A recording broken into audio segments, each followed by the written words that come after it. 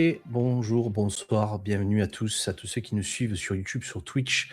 On est aujourd'hui, on se retrouve pour ce 18-20 du Cercle de l'Aube, cette édition du 26 juin 2026, pour lesquelles j'ai l'honneur et la chance d'accueillir aujourd'hui Paul Chad, qui sera un de nos co-animateurs. Bienvenue à toi. Bonsoir, bonsoir tout le monde.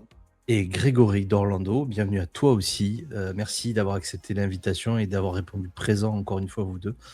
Pour cette édition, je suis très très content de vous recevoir à nouveau. Toujours un plaisir. Avec plaisir. Bon, eh ben écoutez, on va essayer avec cette canicule de vous maintenir occupés et de vous faire penser à autre chose. Comme d'habitude, on va un petit peu balayer tout ce qui est info, jeux de rôle et jeux de plateau, TCG et Wargame un tout petit peu ce soir. Les jeux vidéo, on va parler de tout ce qui est ciné et séries. Et potentiellement, on fera un petit point sur l'actualité de nos invités, savoir comment ils ont prévu un petit peu leur été derrière et qu'est-ce qu'ils ont organisé. Peut-être des choses qu'ils vont nous utiliser, on ne sait pas. Ce sera la surprise. On verra. On sait pas. Hein, on ne sait pas. En tout cas, un joli programme pour cette émission. Ah bah écoute, on fait ce qu'on peut, hein, de semaine en semaine. On rame un peu des fois parce qu'il y a de moins en moins d'infos sur certaines choses où les choses reviennent. Mais on essaye de faire mieux. On en parlait la semaine dernière justement parce que moi je préparais mon émission et puis ouais, mais j'ai le même problème, pas beaucoup de news. D'ailleurs, vous verrez qu'il y a une redite ce soir, mais en fait c'est parce que la campagne avait été décalée la semaine dernière. Là, elle est disponible, donc on va vous montrer le site et donc vous allez revoir Insectopia. Vous aurez la campagne officiellement ouverte et vous allez avoir le visuel de ce qui sera proposé. Mais ça, on va en parler tout de suite dans la catégorie jeux de plateau et JDR ou JDR et jeux de plateau. À de suite. Et on attaque cette édition sur le jeu de rôle et les jeux de plateau avec sur Kickstarter le jeu Pulp Romance Expansion 2. Cette campagne qui va ravir les amateurs notamment de jeux de solo, car sur Kickstarter vous pouvez retrouver Pulp Romance Expansion 2, Destination, la seconde et dernière extension du jeu narratif d'Alban Villard. Après avoir parcouru les États-Unis dans le jeu de base, les joueurs partiront cette fois à la découverte des plus grandes villes européennes dans de nouvelles aventures romantiques et de nouveaux défis, toujours pensés pour être vécus en solitaire. Financée avec succès après seulement 17 heures, cette campagne est la suite d'une précédente campagne encore disponible en Let's Play, permettant aux retardataires de les récupérer aussi bien le jeu de base que ses extensions. Une proposition originale qui confirme encore une fois la place grandissante des expériences solo dans le monde du jeu de société. Alors, il y a beaucoup de choses sur Kickstarter ce soir, vous le verrez, mais là je l'ai pris parce que le jeu de base est en français, donc potentiellement s'il y a un Kickstarter sur le jeu actuellement en américain, ça veut dire qu'il va voir le jour potentiellement en français derrière. Ouais. C'est pour ça que je l'ai sélectionné. Ah, j'adore la DA, hein, ça fait vraiment les vieux romans de Harlequin et tout ça. Alors je l'ai pris en pensant notamment à Beria qui lui a acheté le livre, c'est du jeu de solo aussi, je me souviens plus du nom de l'éditeur. Oui, je vois chez Morgan. Chez Morgan, ouais. Ouais, tout à fait. Donc il a acheté et justement c'est la DA, c'est ça. Et qu'il a acheté et qui s'est fait plaisir là-dessus. Donc je me suis dit que ça aussi c'était pour lui. Ouais, non, mais c'est vrai que c'est excellent, hein. Donc, ouais, puis de voir de plus en plus de jeux solo, ça montre qu'il y a d'une part un public en fait pour ça, et d'autre part que ça a sa place, dans le jeu de rôle, hein, parce que certains vont dire ouais, solo c'est pas du jeu de rôle et ainsi de suite, faut faire seulement être à plusieurs. Bah non, parce que vous pouvez vivre des histoires également en solo, et je trouve ça plutôt cool.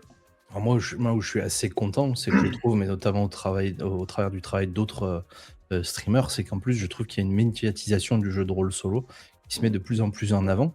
Donc quelque part, il est vendu aussi par l'ensemble de la communauté comme quelque chose de positif, et c'est pas que du Donjons et Dragons, un peu comme ça se fait souvent en Amérique où quand on joue au jeu de rôle, on joue pas au jeu de rôle, on joue à Donjons et Dragons. Oui. Donc pour le coup, je trouve que le jeu solo, il a bien mis en avant, il est en France en tout cas et en Europe. Il est bien vendu, on vend bien les auteurs et le jeu en lui-même, et pas juste on va jouer à du jeu de rôle.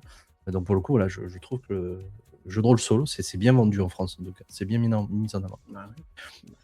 Puis je vois pas la polémique de ouais, les jeux de rôle c'est pas solo machin, etc. Enfin je veux dire, non.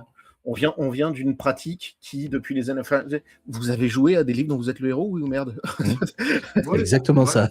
Je veux dire, on a tous grandi avec les loups solitaires, les défis fantastiques, les trucs comme ça. Tout à fait. Vous me faites pas croire que vous les avez lus en équipe. Donc, à un moment donné... Bah si, voilà, je veux dire, c'est juste un renouvellement, de nouvelles propositions d'un truc qui existe depuis les années 80, Mmh. depuis littéralement la création du jeu de rôle. Donc calmez-vous, arrêtez de chercher arrêtez de chercher des polémiques là où il n'y en a pas. Juste laisser les gens kiffer ce qu'ils ont envie, quoi. Et ouais, ça a l'air. Moi, je suis très très client de ce genre de DA. J'adore le truc. La proposition a l'air super chouette, donc ouais, c'est une. Il y a un système à Bon, l'intérieur pour voilà. ceux qui vont le découvrir, mais j'imagine que vous irez peut-être sur le Kickstarter quand je l'aurai mis sur YouTube et je mettrai sûrement le lien en dessous. Il y a un système de gare. En fait, vous vous déplacez entre les villes avec le train et du coup, vous allez de livre en livre comme ça. Donc, Ouais, on le l'idée, voit. c'est d'étudier les Ouais. livres les uns derrière les autres, mais pas forcément avec une logique historique par rapport au nombre au numéro des livres. Vous pourrez les Mmh. faire dans le désordre, ça pose aucun problème apparemment. Trop cool. En tout cas, en termes de campagne, la proposition, elle démarre tac sur un livre. J'essaie de remonter hop ici à 18 €, qui est The Lovers, donc avec le Pulp Romance Expansion 2 Destination et sa boîte qui va avec à 18 €. Mmh. Et on va sur le duo avec 2 livres d'extension. Le Bundle Up à 49 € où on a 2 livres d'extension plus le jeu de base. Et on a le matchmaking à 79 € avec le jeu de base, Pulp Invasion, les 2 extensions, le jeu de base, je l'ai dit, mais je crois qu'il y est 2 fois, c'est eux qui ont fait une erreur, et un slipcase, et je crois qu'il y a un jeu de cartes. C'est Je le ça, hein, retrouve, chaque ouais, fois c'est tu as ça. les C'est pour ça qu'ils l'ont mis 2 cartes, fois en fait. tu as Ouais, les maps, et tout ça, donc tu as même des dés avec, hein, je vois, donc c'est quand même ultra complet pour pas si cher, hein, franchement. Bah, ça fait un gros bundle, entre guillemets, pour effectivement pas grand-chose en termes de prix. Pas Mhm. grand-chose, tout est relatif, c'est quand même 80 €. Mais pour des joueurs solo, je trouve que la proposition est plutôt raisonnable. Alors attention aux frais de port, parce que Les frais de port derrière, on est d'accord. voilà, c'est ça, hein, bah, là je regarde environ 10 à 12 € de frais de port, hein, pour la Ouais. France. Donc ça vous fait à Voilà. peu près 90-100 balles, grosso modo, Mmh. in fine, pour avoir la totalité du package. Ouais, ça fait une demi-boîte Warhammer, hein, c'est pas. Oui, c'est ça. C'est juste moins d'actualité en ce moment parce que vous savez, Warhammer, on en a parlé 2 ou 3 fois déjà, mais pour le coup, c'est plus accessible en tout cas. Et Oui. Warhammer, vous pouvez pas Oui. vraiment y jouer tout seul. Voilà. Pas d'adversaire. Donc là, pour le coup, vous pouvez. Eh bien, écoutez, si on est bon pour ça, on enchaîne. Allez, Et on reste chez Kickstarter. Et pour les amateurs de jeux stratégie, vous pourrez découvrir Prestigium, j'espère que je le prononce bien. Un jeu pour 2 à 4 joueurs mêlant gestion de ressources, magie et affrontement dans un monde menacé par des éruptions volcaniques. Chaque joueur y incarne le directeur d'une école de magie cherchant à accumuler le plus de prestige possible grâce à ses sorts, ses combinaisons et ses manœuvres contre ses rivaux. Avec son univers fantastique et son importante dimension tactique, Prestigium propose une expérience compétitive où il est tout aussi possible de surpasser ses adversaires que d'éliminer leur maître de magie. Une campagne qui devrait attirer les amateurs de jeux de stratégie à forte interaction et d'univers empreint de sorcellerie. Donc on est un petit peu dans la vibe, entre guillemets, Harry Potter, etc. Mais aussi vous pourrez trouver ce qui s'est fait sur Strixhaven avec les écoles de magie.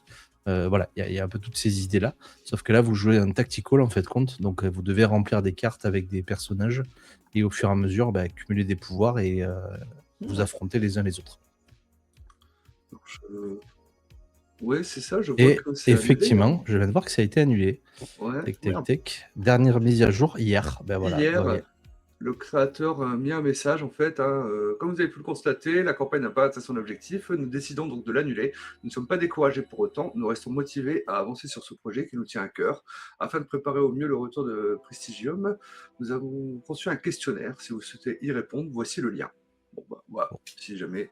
Défaut de participation, j'imagine, pas assez de participants. 51 contributeurs quand même qui avaient participé sur un objectif à 10 000 €. Ils avaient atteint 4 720 €. Alors, est-ce que c'est un manque de com? Est-ce que voilà, ça a peut-être pas pris pour ça? Peut-être que le dessin aussi appelle pas forcément certaine confiance, j'ai envie de dire. On va Ouais, appeler ça comme ça. Ouais, j'avoue que la DA m'avait laissé un peu froid en regardant. Mais c'est vraiment mon goût particulier. Après, peut-être. Voilà. Bah, c'est-à-dire oui. faut que je regarde, mais qu'est-ce qu'ils nous disent au niveau de la création des dessins et du design. Est-ce qu'ils en parlent? Il y a un designer de cité, il parle pas d'IA ou quoi que ce soit. Ouais, non, mais c'est pour ça, il me semble pas que ce soit fait par IA, hein. Non, Donc non, en vrai, c'est plutôt étonnant. Le package avait l'air plutôt qualitatif avec son plateau de jeu, ses cartes et tout. oui, puis ça Bah, avait l'air d'être relativement avancé, et relativement bien préparé. Mhm. Après, voilà, le truc, c'est que de toute façon, maintenant, il y a tellement de projets que les trucs qui vont jusqu'au bout, en fait, on se rend pas compte. Mais le nombre de projets qui vont jusqu'au bout est très, très, très, très congru par rapport Mhm. à toutes les choses qui sortent. Euh, c'est dommage, mais bon, voilà, apparemment, ils ont prévu de rebondir. La proposition ludique m'avait l'air quand même assez intéressante. L'histoire Bah, c'est ce que j'allais dire, je suis un les petit peu passions déçu d'école, pour eux. de magie, pourtant ça avait l'air plutôt cool. Mhm. À voir ce qu'ils vont faire du coup pour la suite, c'est dommage. Bah, on va quand même en parler parce que leur proposition n'était pas déconnante non plus niveau prix. non. Donc ça démarre à 40 € avec l'univers C'est le que vous problème. pouviez découvrir, un artbook et un recueil de contes de nouvelles.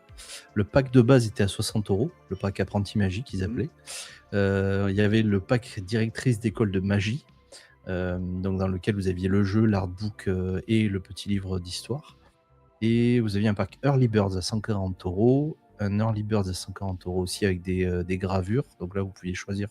Il y avait 3 catégories. C'est un peu dommage d'ailleurs qu'il y ait une seule gravure par. Ouais, on Ah, c'est choisit de la la. Non, gravure, en pardon. fait. C'est une linogravure, excusez-moi. C'est peut-être pour ça Ouais. aussi que c'est plus cher.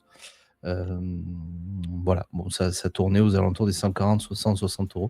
C'est peut-être un peu cher pour la proposition générale dans l'ensemble. Bah, le pack de base, 60 €, bon, je pense que c'est un prix normal. Après, bon, je suis pas trop les jeux de société, mais c'est vrai que bah, j'en entends parler maintenant que la campagne a été annulée et qu'elle était lancée depuis début juin. Donc, Mhm. c'est vrai que Et je peut-être un pense petit peu ce qui la comme. dessert un petit peu aussi, c'est qu'elle n'était qu'en français. Je viens de voir qu'ils avaient dit qu'ils feraient une traduction si ça marcherait sur le français. Ah ouais. Ah, oui. Voilà. Hmm. Seule la langue française sera disponible. Nous espérons pouvoir traduire le jeu dans la future campagne. Dans de futures campagnes.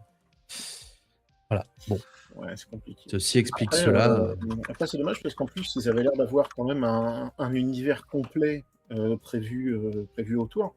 Parce que je vois qu'il y a quand même énormément de lore. Il y a carrément un fascicule de lore qui est prévu avec, qui raconte le folklore, les mythes et légendes et les héros de l'univers, et qui fait le lien avec les disciplines et les sorts qui sont derrière utilisables dans le jeu.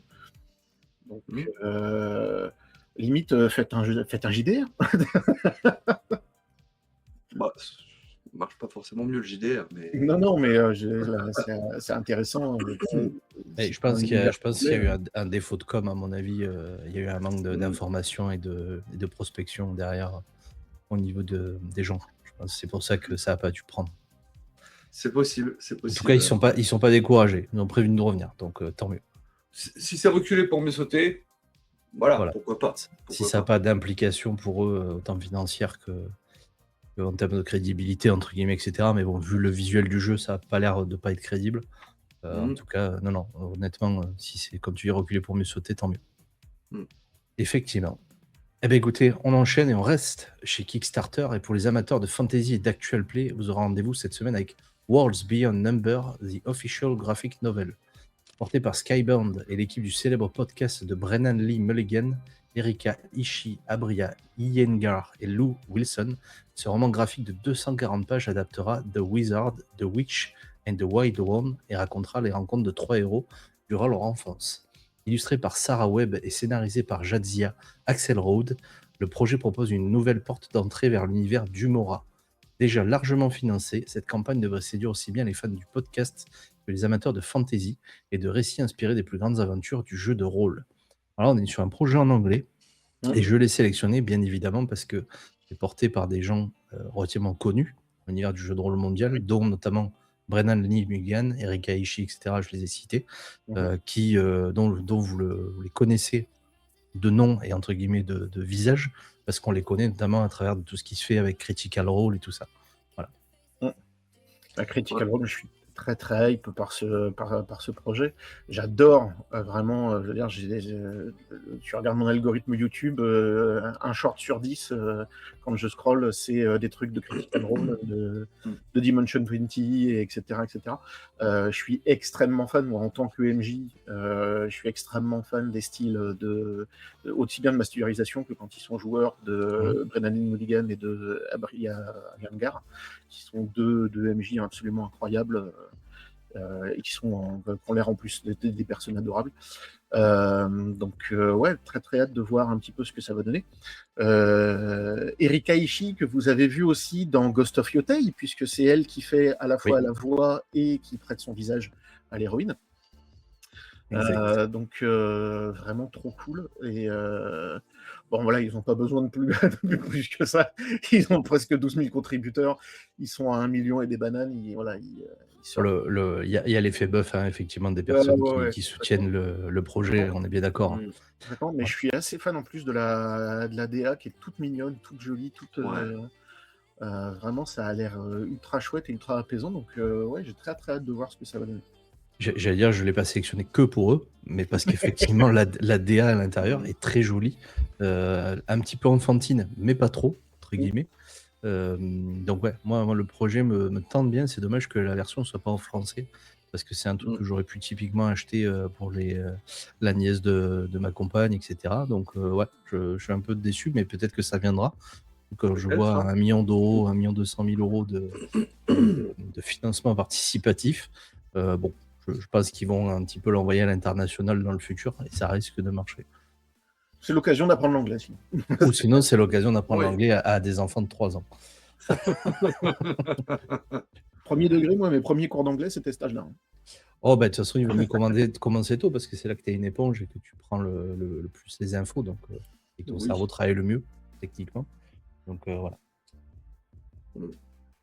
Bah, je vous rejoins, hein. C'est vrai que la DA, les illustrations et tout ça sont géniales, hein. Moi, j'adore ce style et tout ça. Et ouais, on a envie de pouvoir le feuilleter, de pouvoir suivre un peu les aventures. Ouais, ce serait bien qu'il y ait une version française quand même. Moi, honnêtement, j'aimerais beaucoup qu'ils le fassent. J'espère qu'ils le feront, qu'ils l'exporteront en tout cas. Ouais, ou qu'un éditeur le fasse côté FR, voilà. Ouais, je pense que vu le montant du financement, s'il n'y avait pas un éditeur qui saute dessus, on perd quelque chose. Hein. Ah ouais, ça. Oh, bah, tu sais. Après, c'est eux, hein. C'est eux et les sous. Hein. Moi, ça, je sais pas gérer. C'est eux qui savent. Le nombre de gens qui viendront te dire ouais, mais en France, on n'a pas le public, ils sont pas connus. Ouais, si, Critical Role. Ouais, bon. Ouais, si, il y a un petit peu de lien, quoi. Quand tu vois le carton du financement de Daggerheart, oui. Bon, voilà. Hein, pas trop de doute là-dessus, quoi. Voilà. C'est pas moi qu'il faut convaincre. Je suis d'accord, mais je suis plus. Après, vu que les on a pas des éditeurs en France qui ont forcément le nez creux. Après, vu que ces MJ-là sont entre guillemets moins connus que Matthew Mercer, etc., peut-être que l'effet buff sera moindre. Mais je pense qu'il y a des chances, fortes chances, quand même que ça marche. Que ça trouve son public. Surtout que là, c'est lié au podcast qu'ils font initialement eux de leur côté. Hein. Donc aussi, c'est peut-être quelque chose que nous, en France, on écoute moins.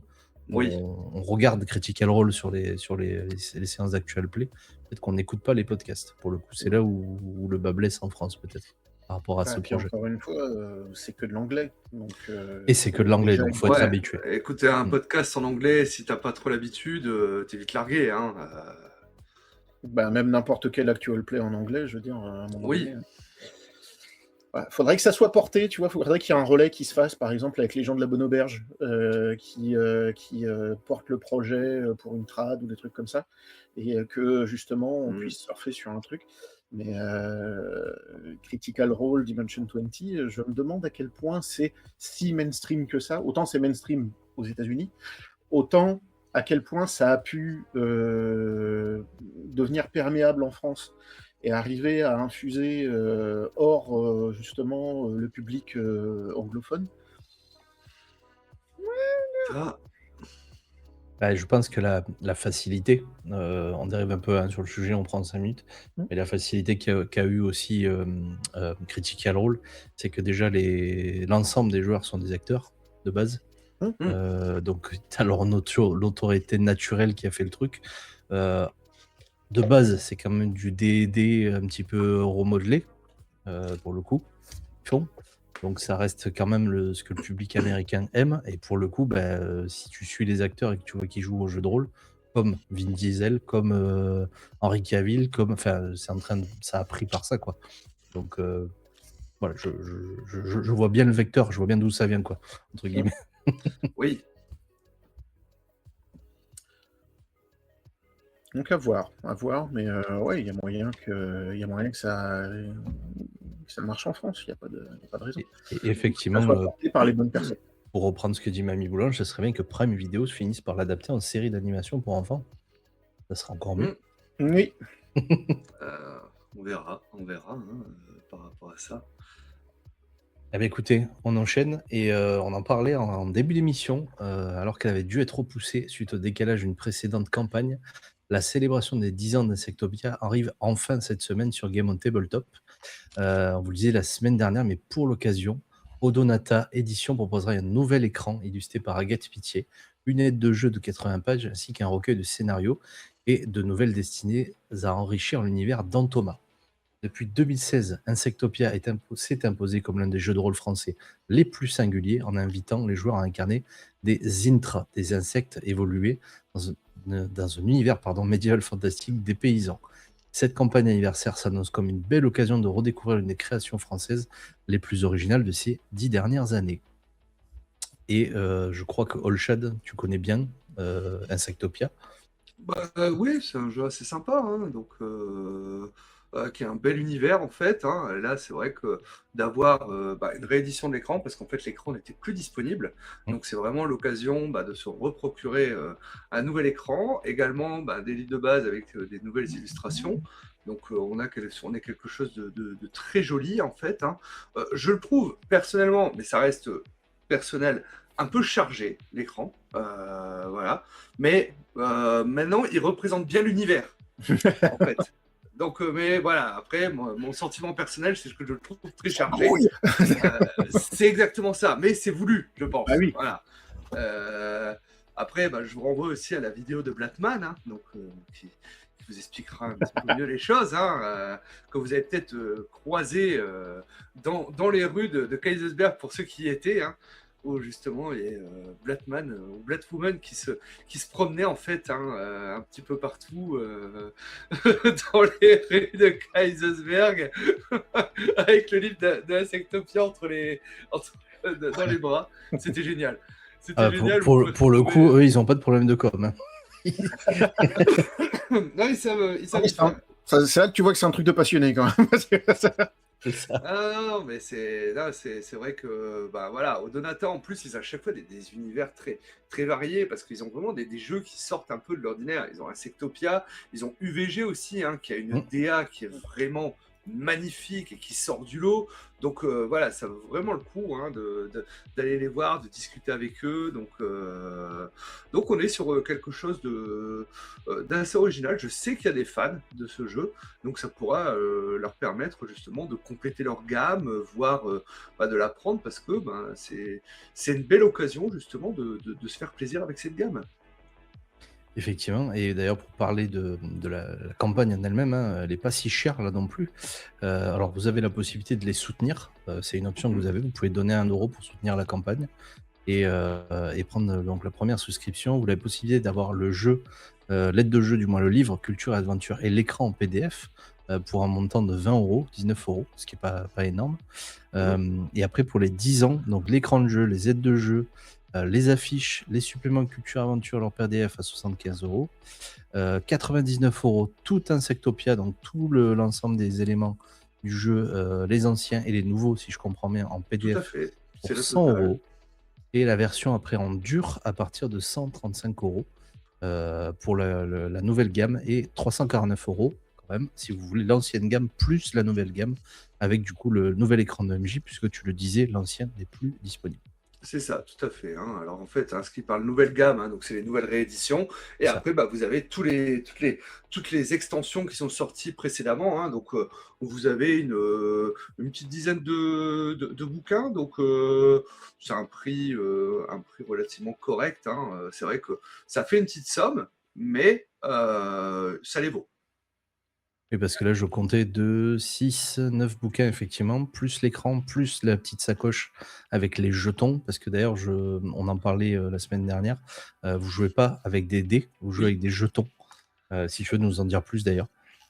Alors, moi, j'ai jamais eu l'occasion de jouer, hein, mais c'est ça, hein, ça se joue pas avec des dés, ça se joue avec des jetons. Alors, je sais plus exactement le nom que ça a, hein, je crois, mais voilà, hein, c'est C'est des blasts. Voilà, un c'est des sachet de blasts. blatt, j'allais dire. Voilà, hein, vous en avez des noirs, des blanches, des bleus, des verts, des rouges, hein, en fait, hein. Et donc, ça donne un système assez dynamique, hein, qui sort du lot, donc, et qui, du coup, colle bien à l'univers aussi d'Insectopia.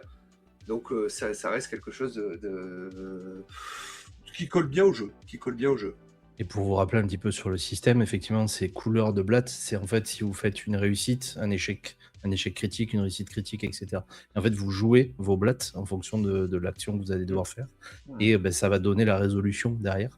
Donc vous ne jouez pas de dés de tout le long. Et c'est vous qui décidez avec vos ressources en termes de blatts si vous avez réussi, si vous avez échoué, etc. Voilà. Ah, c'est chouette ce genre de gameplay un peu tactique plutôt que purement pensé sur la chance, entre guillemets. Oui. Ça change un petit peu et ça change d'un point de vue narratif ce que tu vas proposer à tes joueurs et la façon dont ils vont eux aussi pouvoir proposer de s'insérer dans la narration, c'est cool. C'est cool. Puis ouais, je suis assez fan moi pour le coup, j'aime bien justement le côté chargé. Ouais. Bah oui, non, mais c'est pour ça, hein. Il y a un côté kaléidoscope. En plus, voilà, c'est chargé, mais c'est tellement coloré. T'as vraiment t'as limite un putain de vitrail devant toi. Et puis il y a le côté grouillant d'insectes, enfin un peu malaisant presque. C'est pour ça que j'ai dit, moi, ça me parle moins, mais ça colle au jeu, clairement. Ouais, complètement. Il y a un côté presque psychédélique. C'est très chouette. Et pour toi d'ailleurs, le chat qui je crois adore beaucoup les cartes notamment, il y a la carte d'Antoma en tissu qui est proposée aussi en side, vous pouvez l'acheter à part, qui fait quand même 90 cm par 50 cm, donc ça fait un beau tableau dans le salon si vous voulez l'exposer. Ouais. Voilà. Et vous pouvez effectivement acheter de l'écran de MJ et l'aide de jeu sur le side qui pour le coup eux sont à 29 €. Voilà. Donc vraiment des prix très très abordables de mon point de vue en tout cas. Oui, clairement. On est sur des prix très corrects, hein, pour une belle gamme comme ça. Eh bien écoutez, on enchaîne, et pour les animateurs de JRPG ce coup-ci et de Fantasy, on va se retrouver encore une fois sur Game on Tabletop avec la campagne de l'Atlas de Natural Fantasy pour Fabula Ultima. Après les univers High Fantasy et Techno Fantasy, ce nouvel ouvrage vient compléter la trilogie des atlas du jeu primé d'Emanuele Galetto, avec plus de 200 pages de nouveaux lieux, objets, ennemis et 4 classes inédites. Pensé comme une véritable boîte à outils pour les joueurs et meneurs, cet atlas promet d'enrichir encore davantage l'univers inspiré des grands RPG japonais et a fait le succès de Fabula Ultima. Une campagne qui devrait séduire aussi bien les vétérans du jeu que les amateurs de Final Fantasy, Chrono Trigger et de tous ces univers.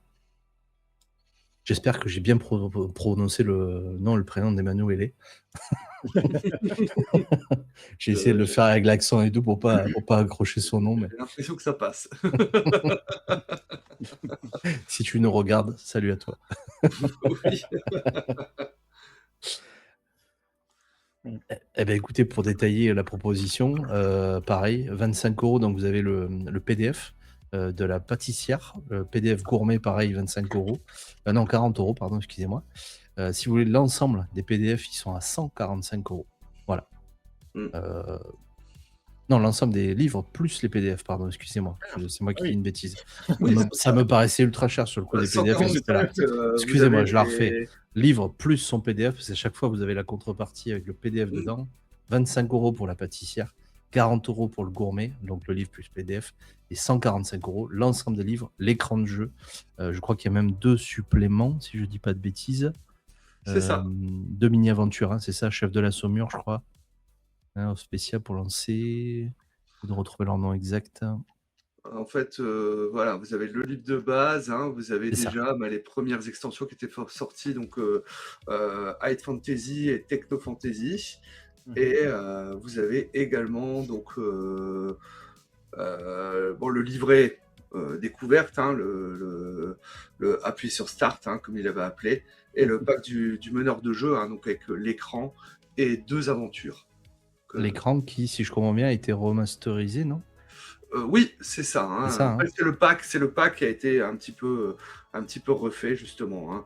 Et donc la différence entre l'option pâtissière et gourmet, hein, c'est qu'en gourmet, vous avez la version deluxe du livre. Contrairement à la version pâtissière, vous avez ce qui est pas cher, hein. Alors c'est du suivi de gamme. Et ça, c'est cool, hein, d'avoir du suivi de gamme, hein, parce que j'avais l'impression à un moment qu'au niveau des Kickstarter, enfin des financements participatifs, hein, on avait que des nouvelles gammes et finalement qui s'arrêtaient après le financement. Bah, d'avoir du suivi de gamme, c'est plutôt cool. Fabula Ultima, c'est un jeu qui vit bien. Si vous aimez tout ce qui est JRPG, c'est un des jeux qui l'émule le mieux. Avec ses combats au tour par tour, voilà, avec ses actions justement qui peuvent être combinées entre les personnages et ainsi de suite, hein. Et donc là, on est sur de la Natural Fantasy. Donc je sais pas si tu veux nous expliquer un petit peu ce que c'est la Natural Fantasy. Moi? Bah ouais, non, je sais pas, ou tu veux que je le Je fasse, pense que tu voilà. l'expliqueras mieux que moi. Après, la Natural Fantasy, hein, bah voilà, c'est vraiment par rapport aux éléments de nature, hein. Vous allez jouer avec les 4 éléments, voilà, qui va être un petit peu un point central, hein, vis-à-vis des personnages, hein. Beaucoup avec ou sans une dimension écologique, hein, derrière tout ça. Et Euh, c'est un petit peu, entre guillemets, pour faire des parallèles avec le punk notamment. Vous hmm, avez le steampunk, enfin, toute une gamme de punk, et vous avez notamment le solar punk, donc le côté oui. un peu lumineux, on va dire. Et effectivement, dans la fantasy, c'est un petit peu cette catégorie-là, pour faire un peu un parallèle Hmm, euh, très éloigné, parce qu'on parle pas du même univers, mais voilà, hmm. grosso modo, c'est l'idée. Donc on se rapproche de choses un petit peu comme justement un petit peu plus les Final Fantasy, Exactement. Zelda d'une certaine façon, etc. Enfin moi je trouve qu'on retrouve ce genre de vibe. Et que ça se rapproche en termes de ton, de ça. On retrouve dans le RPG, Ryutama était pas mal sur ce genre de créneau aussi, j'ai l'impression. Tout à fait, hein. On était sur le même genre de créneau. C'est vrai que l'avantage de Fabio Ultima, c'est qu'on avait pas mal d'extensions, du coup, qui ramènent à chaque fois, hein, justement, les nouveaux archétypes, hein. Je sais plus comment ils appellent ça exactement, hein, mais nouvelles classes, hein, en fait, hein, parce que en gros, un personnage, ça va être 2 classes qu'on va choisir, hein, et qu'on va faire évoluer au fur et à mesure. À chaque fois que tu gagnes des niveaux, tu choisis de partir d'un côté ou de l'autre, hein, et puis tu évolues en choisissant les nouvelles capacités, tout ça. Donc voilà, j'ai jamais joué à Ryutama, mais c'est vrai que parce que c'était, je crois, plus un dérivé de D&D, si je dis pas de bêtises, Ryutama, ou je me trompe peut-être totalement, hein. Je crois Je... pas de mémoire. D'accord, donc c'est moi qui me plante, c'est moi De qui me mémoire. plante et qui confond avec autre chose. Non, non, mais voilà, je confonds sûrement avec quelque chose, hein, mais oui. Et du coup, c'est vrai que l'avantage de Fabula Ultima, c'est qu'on a eu beaucoup de choses, hein. Il y a beaucoup de choses gratuites aussi qui sont faites, hein. Je sais, par exemple, vous avez un site qui vous permet de créer les antagonistes et de créer les monstres, hein, à plusieurs phases et tout ça qu'on retrouve dans les Ouais. JRPG. Donc, c'est vrai que pour moi, ça reste le jeu le mieux pour adapter du JRPG. Et d'ailleurs, tu parlais des classes supplémentaires, notamment qui vont être dans celle-là. J'étais en train de les lire là. Donc, vous aurez le floraliste, le gourmet, le ou la focalisatrice et le ou la marchande. Du coup, en plus de tout ça, vous aurez aussi 10 sites en plus des territoires supplémentaires. Vous aurez accès à des armes personnalisées et un système de fabrication, apparemment. Un système d'activité de camp, ce qui est pas mal aussi, ce qui est souvent délaissé. On en parlait notamment avec Twilight Sword quand on a fait la partie. Et ce qu'on a apprécié, qu'il y a un vrai système d'activité de camp. Oui. Et a priori, 5 méchants supplémentaires, 5 nouveaux boss supplémentaires qui viendront un petit peu se rajouter à ce qui existait déjà sur le jeu. Après, seul point noir par rapport à Fabula Ultima, sachez que vous n'avez pas d'univers dedans. Ouais. L'univers Ouais. sera créé. Alors, il y a justement des règles de création d'univers, mais vous n'avez aucun lore de base, vous n'avez aucun univers de base, hein. C'est à vous de le créer avec vos joueurs. Donc, Voilà, ça peut freiner. c'est justement, voilà, on en parlait, je crois, il y a quelques semaines de ça, quand j'étais repassé, où justement on avait évoqué Fabula Ultima, et oui, c'était un peu moi ce qui m'avait freiné. J'avais acheté le bouquin de base, et j'avais été un peu refroidi par le fait que, en gros, c'est un système fait pour émuler du JRPG, avec des poncifs, entre guillemets, de JRPG, mais sans proposition d'univers ou sans proposition narrative, entre guillemets, réelle. Mais je trouve aussi que c'est ça qui rend intéressant justement ce suivi de gamme. C'est parce qu'il y a des aventures prêtes à jouer, il y a des lieux, donc il y a déjà une base qui n'est pas dans le jeu, dans le livre de règles de base, quelque part. Mm. Donc c'est ça aussi qui rend intéressant ces extensions, c'est que comme ils proposent des lieux, bah forcément c'est des lieux qui vont avoir un minimum de lore, un minimum d'histoire, et si tu proposes des aventures, c'est bien que tu vas mettre au moins un peu de narration dans ce que tu vas proposer et pas juste fait. voilà. Donc c'est ce qui peut-être justement pourrait amener d'autres gens comme moi qui aiment les univers avant tout quand même, avant tout qu'on leur propose des univers avant de leur proposer un système, et qui pourrait moi justement me ramener et me faire réouvrir mon livre de base de Fabula Ultima, c'est que Mhm. justement ça va me permettre d'avoir des points d'ancrage et Ouais. au moins des briques Mhm. pour derrière commencer à élaborer quelque chose, quoi. Mm. Donc c'est peut-être intéressant. C'est peut-être justement ce qui pourrait intéresser ceux qui sont pas convaincus par la gamme au départ. Mhm. C'est que justement, en fait, c'est des bouts de l'or. On va avoir, ça permet d'accumuler des bouts de l'or, et ça va nous permettre de vraiment avoir un point de départ pour Oui. rentrer dans le truc, quoi. Ah, et puis, les extensions sont compatibles entre elles. Donc, vous pouvez prendre Natural Fantasy et puis le saupoudrer un petit peu de Techno Fantasy et ainsi de suite. Les règles de camp qui sont dans Natural Fantasy, vous pouvez très bien les utiliser dans la High Fantasy. Donc, c'est ça qui est intéressant aussi. Mm. Voilà. Complètement. Donc, Complètement, Donc, si je comprends votre analyse à tous les deux, pardon, je te coupe, hein, on est plutôt dans des boîtes à outils, finalement, qui permettent de créer son univers derrière et de le jouer, plutôt que dans effectivement une histoire, un lore, et quelque part, ceux qui seront plus dans le narratif, ils vont pas forcément y trouver ce dont ils ont besoin. Ce sera des outils, des objets, entre guillemets, mais pas forcément une histoire, une story à suivre et à vivre. C'est-à-dire que ça va être clé en main, c'est clé en main d'un point de vue système, mais pas de clé en main d'un point de vue narratif et d'un point de vue univers. c'est ça. Et donc, ça va nécessiter plus de travail de la part du MJ, voire des joueurs, parce que c'est un petit peu ce qui est proposé au début du jeu, quand ils expliquent un petit peu leur démarche, c'est de proposer une création d'univers collaborative entre le MJ et ses joueurs, et que en gros vous allez créer votre univers, etc. Mais justement, c'était un peu là que le bas blessait pour le livre de règles de base, c'est que c'était vraiment juste du pur système, et qu'on ne proposait pas, comme là c'est fait, des lieux, des exemples d'aventures, etc., qui permettent d'avoir au moins un marchepied pour ensuite se lancer, quoi. Ce qui peut être un petit peu compliqué. Ouais, l'impulsion voilà. de départ, en fait. C'est ça. C'est ça. Donc voilà, en effet, ça va être toujours une boîte à outils, mais c'est une boîte à outils avec justement des premiers outils narratifs et pas que de système.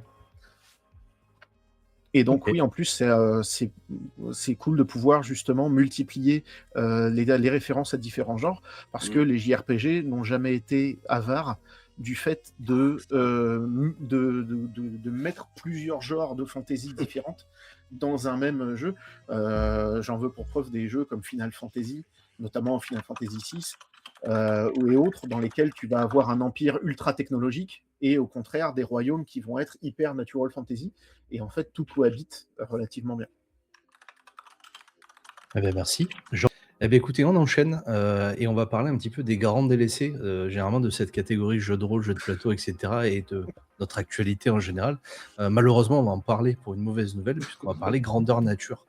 Car le 25 avril dernier, il y a eu un incendie qui a durement frappé le cœur historique du duché de Bicoline au Québec. En quelques heures, il y a eu 22 bâtiments qui ont été détruits, emportant avec eux près de 30 ans d'histoire. Des décors, des costumes, des armures et des souvenirs façonnés par des milliers de passionnés de jeux de rôle de grandeur nature. Pour aider la communauté à se reconstruire, il y a une campagne qui est actuellement disponible sur GoFundMe et qui a été lancée avec un objectif de 500 000 dollars canadiens. C'est énorme, mais c'est 30 ans de travail qui se sont effondrés. Les fonds serviront exclusivement à la réhabilitation des infrastructures détruites sous la supervision d'un comité réunissant l'organisation et les guildes sinistrées. Un élan de solidarité qui dépasse déjà largement les frontières du Québec et rappelle combien Bicoline est devenu au fil des années un lieu emblématique pour les passionnés de médiéval fantastique du monde entier.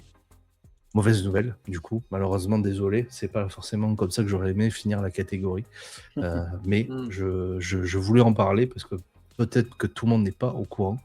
Il y a un vrai élan de solidarité, si vous avez la curiosité, vous pourrez aller voir les gens qui ont donné, ça va de toutes les sommes. Je vois, il y a 2000 euros, c'est la première, 2000 dollars, pardon, c'est la deuxième ligne. Voilà, il y a vraiment des gens une vraie communauté, une vraie solidarité qui s'organise. On leur souhaite le meilleur, on espère que ça va leur permettre de reconstruire. Ce sera une part de leur histoire qui est partie en fumée, mais c'est une nouvelle part d'histoire aussi qui sera à reconstruire. Voilà, Duché de Bicoline, ça vous fait rêver? Je connaissais pas personnellement. Mais tu connaissais pas? Oh là là, non, mais bon, il faut qu'on fasse une émission sur ça.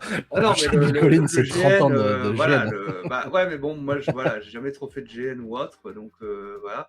Par contre, je regarde les photos et c'est bien triste en fait, le lieu. Ouais. Ce qu'il en reste. En fait, du coup, pour la petite histoire, c'est le cœur historique du duché. Donc, c'est vraiment les premiers bâtiments qui avaient 30 ans qui sont partis en fumée. Il faut savoir qu'au duché de Bicoline, il n'y a quasiment voire pas d'électricité. Donc, tout est allumé, réchauffé, etc. avec des bougies et des bouteilles de propane. Donc, je vous laisse imaginer le risque que c'était au niveau incendie. Forcément, ça devait arriver. Personne ne le souhaitait. Mais si vous regardez le reportage de l'incendie, le pompier le dit, on savait qu'un jour on tomberait dessus. Les bâtiments ont 30 ans, le bois est sec, voilà, c'est une poudrière. Et on a réussi à circonscrire ça à 22 bâtiments. Ça n'a pas pris plus. Ça aurait pu être catastrophique et cramer la forêt autour, etc. quoi. Oui, c'est ce que je vais dire, c'est que c'est déjà super cool que toute la forêt autour soit pas partie en fumée. Oui, du coup, je pense que c'est l'occasion de tirer des câbles et de mettre l'électricité. Il va falloir faire un peu l'effort là. Ouais, il va falloir faire l'effort. Mais Bicoline, moi j'en avais entendu parler depuis quelques années et c'est vrai que c'est un truc. Malheureusement, c'est au Québec, donc c'est loin et c'est le genre de destination qui fait du mal à ton bilan carbone. Mais la vache, ouais. On a quelques projets comme ça en France aussi qui commencent à être un peu, qui sont maintenant, qui ont lieu tous les ans et qui ont vu se développer quasiment des infrastructures énormes qui sont là à l'année maintenant autour du site. Et je sais que ça me ferait mal de voir ces trucs-là partir en fumée. Donc ouais, je comprends que ça soit un crève-cœur pour ces gens-là. J'espère que ça va fonctionner pour eux, même si 500 000 boules, c'est quand même énorme. C'est énorme. Ouais. Mais en même temps, oui, il faut tout remplacer, quoi. C'est-à-dire que quand tu vois le descriptif du projet, c'est pas juste des bâtiments et 4 bouts de bois qui sont partis, c'est tout le matériel de GN. C'est les armures, les armes, probablement de la documentation, probablement des choses. Enfin, il y a énormément, c'est tout le matériel de jeu, quoi. Des choses faites main, potentiellement des bannières, des costumes, enfin c'est des coffres. etc. Voilà, il y a énormément de matériel qui est parti. Et surtout que c'était le début de saison. C'était le début de saison, donc c'est ça qui est terrible pour eux, quoi. Oui, donc en plus, oui, c'est vraiment pas tombé au bon moment. Donc ouais, j'espère quand même qu'ils vont pouvoir se relever parce qu'en effet, c'était un projet qui faisait rêver masse de GNistes, y compris en France. Et ce serait dommage qu'ils puissent pas rebondir. En tout cas, on leur souhaite, j'imagine, pour vous comme pour moi, tout l'amour, tout l'aide possible, tout même je crois que, j'imagine, ils vont être aidés aussi par le Canada et par le Québec en général parce qu'ils ont déjà reçu des aides par le passé. Donc voilà, c'est quand même des créateurs d'emplois, il faut le savoir aussi, malgré ce qui s'est passé. Et malgré que ça soit énormément de construction dont l'investissement financier a été fait par ses membres et par les gens qui viennent jouer, j'imagine qu'ils vont recevoir de l'aide aussi de l'État. Et voilà, je leur souhaite tout le meilleur et de pouvoir reconstruire le plus rapidement possible pour que le show must go on, comme on dit en anglais. Et cette fois-ci aux Voilà. normes. Et aux normes, s'il vous plaît, faites quelque chose, quoi. Déconnez pas. Ouais, voilà, c'est ça, faites pas la même. Hein. Voilà. Et on terminera sur la très bonne blague de Gus de Blood. C'est normal qu'il y ait un élan de solidarité quand on est au Canada. Ouais, voilà. Merci à lui. Eh bien, écoutez, on va enchaîner sur la très courte aujourd'hui catégorie TCG et Wargame.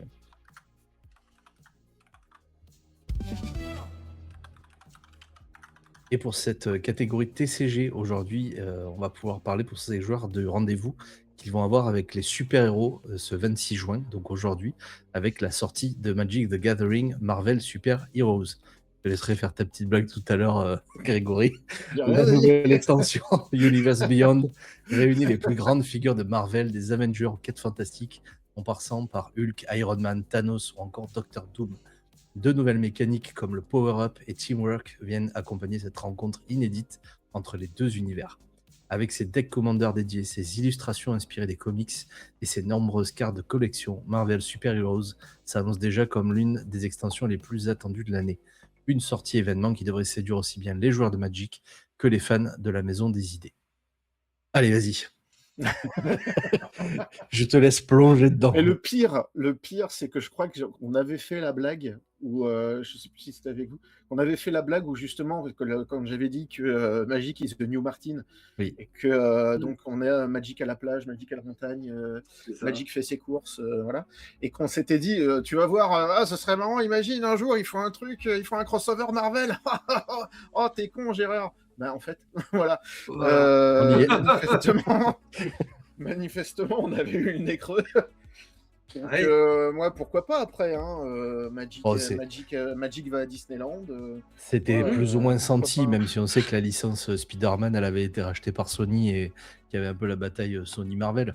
Mais c'était plus ou moins pressenti qu'il y avait un truc à Avengers qui allait sortir ou Marvel en général. Voilà, le crossover était plus qu'annoncé, on y est. Bon. Voilà, Magic Harry Potter, Magic. Alors Magic a déjà son Harry Dune, Potter. Hein. Ah ouais. Ah oui, puisqu'il y a Strixhaven, il y a Strixhaven et X7, donc ils ont déjà leur Harry Potter. Je pense que ça serait une erreur de leur part de faire un Harry Game Potter. of Thrones, À partir du moment où ils ont fait Street Fighter, de toute façon, c'était terminé. Tu vois, oui, j'avoue. Légendaire combattante Chun-Li, oui, bon bah d'accord. Allez, comme on est des lanceurs de mode, on l'avait prévu pour le Marvel. Qu'est-ce qu'on se dit pour la prochaine? Dune. Pas mal, ouais. Du coup, pas DC Comics, mais combien de temps avant qu'on ait Magic Disney, moi je dis. Ah ouais, tu crois Ils ont qu'ils leur feraient une propre concurrence TCG. à l'Orcana? Ils ont fait leur propre TCG, donc c'est vrai que peut-être. Ouais. Mais qu'est-ce qu'on aurait comme super licence J'allais dire une connerie. Magic Desperate as Waves. Alors, c'est génial. Non, voilà, c'est ça. Carrie attaque. Voilà. Non, faut que ça soit épique. Mais c'est épique. Je m'attends. Non, mais on peut s'attendre à du. Si. Regarde. Magic Ghibli. Ouais, Magic Ghibli, pourquoi pas. Ouais, regarde, là, dans les trucs qui sont sortis récemment, qu'on a vu passer sur le Nintendo Direct, il y a un crossover Vampire Survivor Jujutsu Kaisen.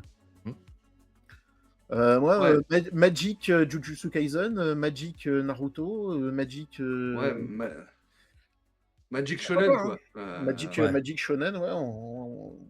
Avec le Shonen Jump. Ils l'ont fait avec les comics, maintenant avec les mangas. Il y a eu d'ailleurs Vendor, peut-être pas dans le chat, mais il y a eu un Magic avec univers japonais où ils avaient fait des trucs avec des estampes aussi et tout ça. J'aurais pas le nom de la gamme, mais c'est vrai que potentiellement c'est tout à fait crédible qu'ils nous fassent quelque chose dans ce goût-là, je pense. Alors Magic, Pokémon, je ne pense pas parce que Nintendo préfère garder oui. ses IP et son propre jeu Pokémon. Ouais. ou alors ça veut dire que Nintendo ferme, ils ont vendu ça et ils feront plus jamais rien derrière, quoi, parce qu'ils vont pas vendre Pokémon. C'est ça. Mais Magic Yu-Gi-Oh, oui, Magic Yu-Gi-Oh. Ouais, bah oui. On avait fait la blague la dernière fois. Mais ouais, je pense que ouais, pourquoi pas, hein. On En verra. tout, en tout cas, sachez que je continue à réfléchir et à penser au fait qu'on fera un TCG, le Cercle de l'Aube, juste pour la connerie. Non, mais honnêtement, vu qu'ils sont un peu partout maintenant, etc., Magic Vox Machina. Ouais, J-Vox Machina, ça serait vraiment un truc qui pourrait Magic sortir. tirait des IP sur de Dimension 20 et Roll20, etc. Bah, peut-être même Magic Critical Role en général, avec tous les univers, Oui, Ouais. ouais. ça serait totalement crédible, effectivement. Pourquoi pas. Eh bien, écoutez, on termine pour notre plus grand plaisir aujourd'hui cette catégorie TCG Wargame. L'ultra méta Magic, oui. Oui, Où tu joues des cartes, deux mecs qui jouent des cartes. c'est ça. Bon, à voir si ça marche ou pas, je suis pas sûr que ça va prendre. Déjà, moi, ça me hype pas. Eh bien, écoutez, on enchaîne avec la catégorie jeux vidéo.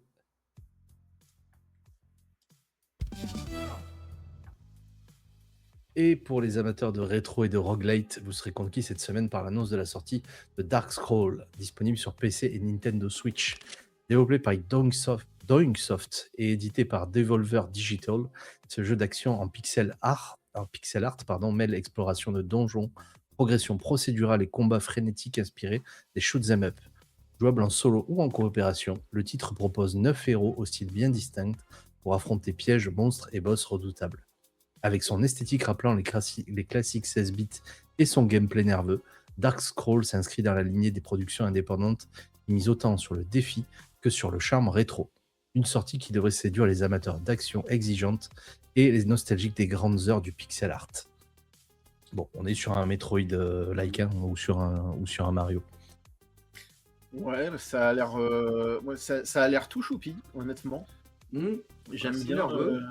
Ce qui me fait bizarre, c'est la dichotomie entre la DA du jeu en lui-même et la DA des illustrations.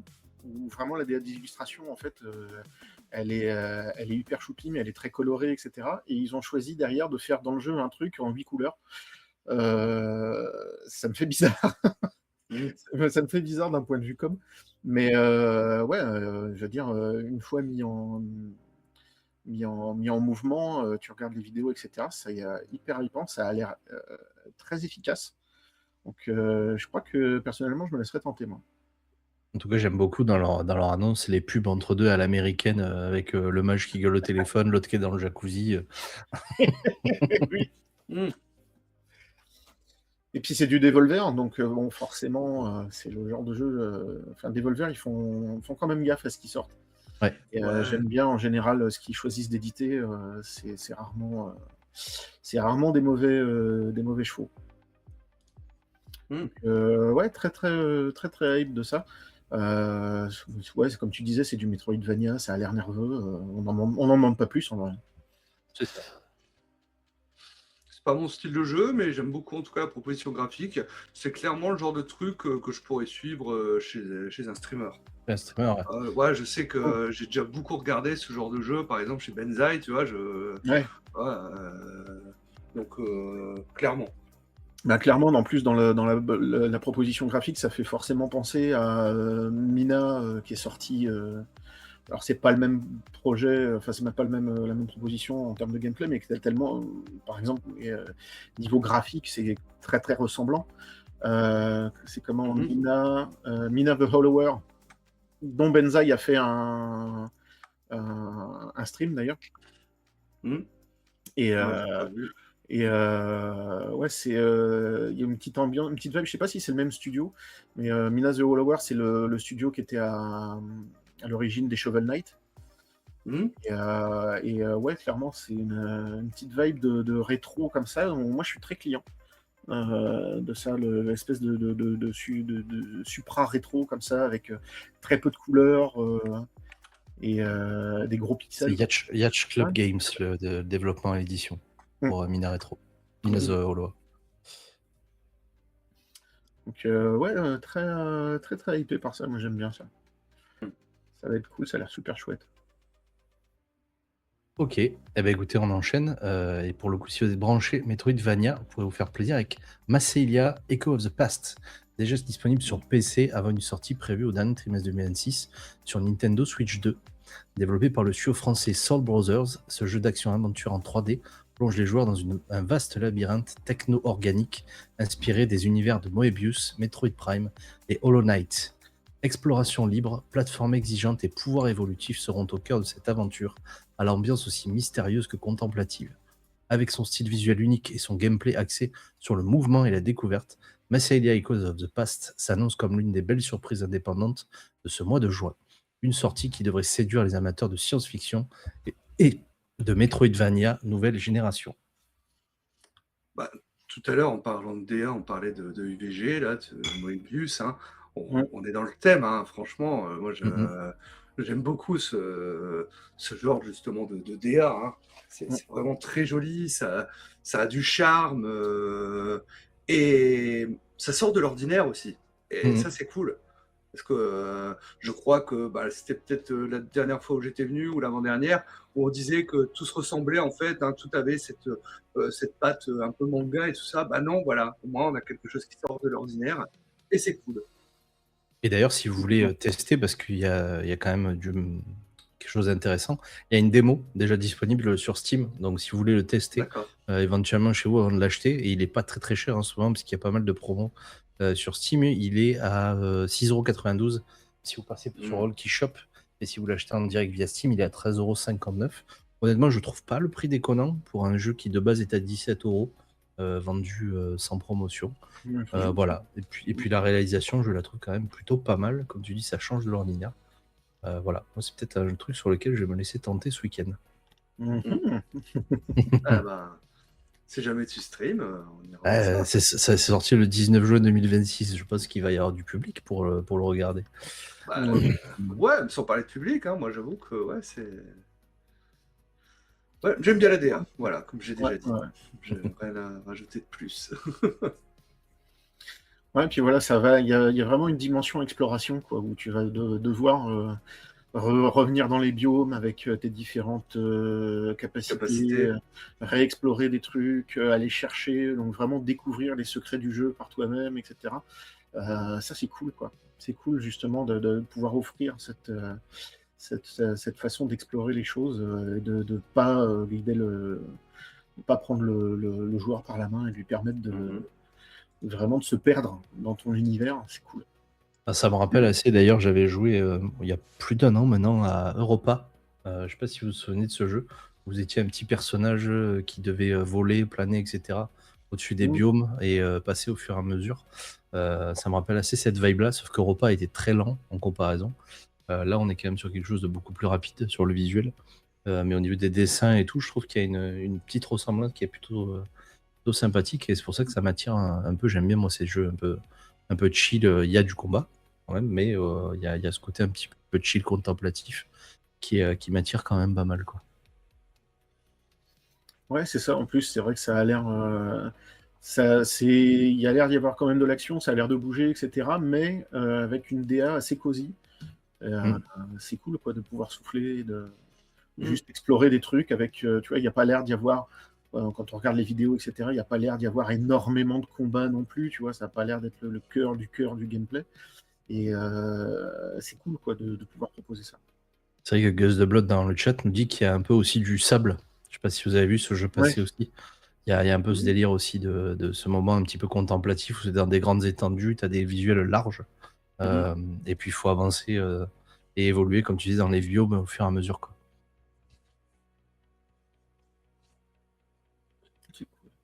Ouais. Eh bien, écoutez, on enchaîne, et si vous cherchez plutôt un jeu d'aventure narratif et contemplatif pour le coup, vous pourrez découvrir cette semaine Wonderstop, qui arrive sur Nintendo Switch 2. Développé par Ivy Road et édité par Annapurna Interactive, le titre met en scène Alta, une ancienne guerrière contrainte de gérer une paisible échoppe de thé au cœur d'une forêt enchantée. Entre récolte des ingrédients, préparation des infusions et rencontre avec les voyageurs de passage, le jeu propose une expérience centrée sur les émotions, le changement et l'acceptation de soi. Imaginé par Dave Braden, le créateur de The Stanley Parable, est accompagné par la musique de C418, compositeur de Minecraft. Wonderstop se distingue par son ambiance apaisante et sa narration intimiste. Une sortie qui devrait séduire les amateurs de cozy game à la recherche des aventures aussi relaxantes que touchantes. Alors là, on change complètement d'univers. Hein. Oui. Bah, là, on est à nouveau sur le créateur, comme tu le disais, de Stanley Parable, Ouais. qui a toujours eu, en fait, ces jeux ont toujours représenté un moment de sa vie. Et ce jeu-là, en fait, c'est son burn-out. Et en fait, c'est le jeu, vous pouvez faire les choses. Oui, vous pouvez farmer ou autre, mais rien ne vous y oblige. Au niveau de l'histoire, comme tu disais, donc c'est une combattante qui gagnait tous ses combats. Voilà. Qui était vraiment trop forte et tout ça, et elle perd un combat, et en fait, toute sa vie s'écroule, et elle se retrouve dans, justement, ce salon de thé, où tu vas finalement pouvoir vivre cette aventure. Oui, tu peux trouver le meilleur thé pour les clients, mais t'es pas obligé. Voilà, et c'est justement, en fait, c'est combattre, enfin, en tout cas, se soigner d'un burn-out, ce jeu. Et c'est génial. C'est génial, en fait. À nouveau, ce créateur nous offre quelque chose de tellement différent dans la scène vidéoludique. Et merci à lui, finalement, de nous proposer ce genre de choses. Et j'espère que ce jeu va arriver sur d'autres plateformes, parce que moi, ça me dirait bien d'y jouer. Alors, Clairement. il est disponible sur Steam. Hein, entre guillemets un vieux jeu. Il existe depuis le 11 mars 2025 sur Steam. Hein. Là, la Voilà. sortie, elle est sur Switch 2 parce que c'est une réédition du coup. Et vous allez le voir au fur et à mesure des news aujourd'hui. On est un petit peu dans beaucoup de remakes pour le coup cette semaine. Mais c'est un jeu qui a plus d'1 an maintenant. Et qui est effectivement très à thème, très dans le sentimental et dans la psychologie. C'est aussi pour ça que j'en parle, parce que je crois que c'est la semaine dernière, où il y a 15 jours, pareil, on vous avait sorti un jeu qui était un petit peu dans cette idée-là. On parlait du renfermement, du questionnement de soi, etc. Je trouve qu'il n'y a pas de mal de jeux en ce moment et depuis quelques temps maintenant qui sortent un petit peu dans cette vibe sur la remise en question. Tu parlais du burn-out, il y a des jeux sur le burn-out, etc.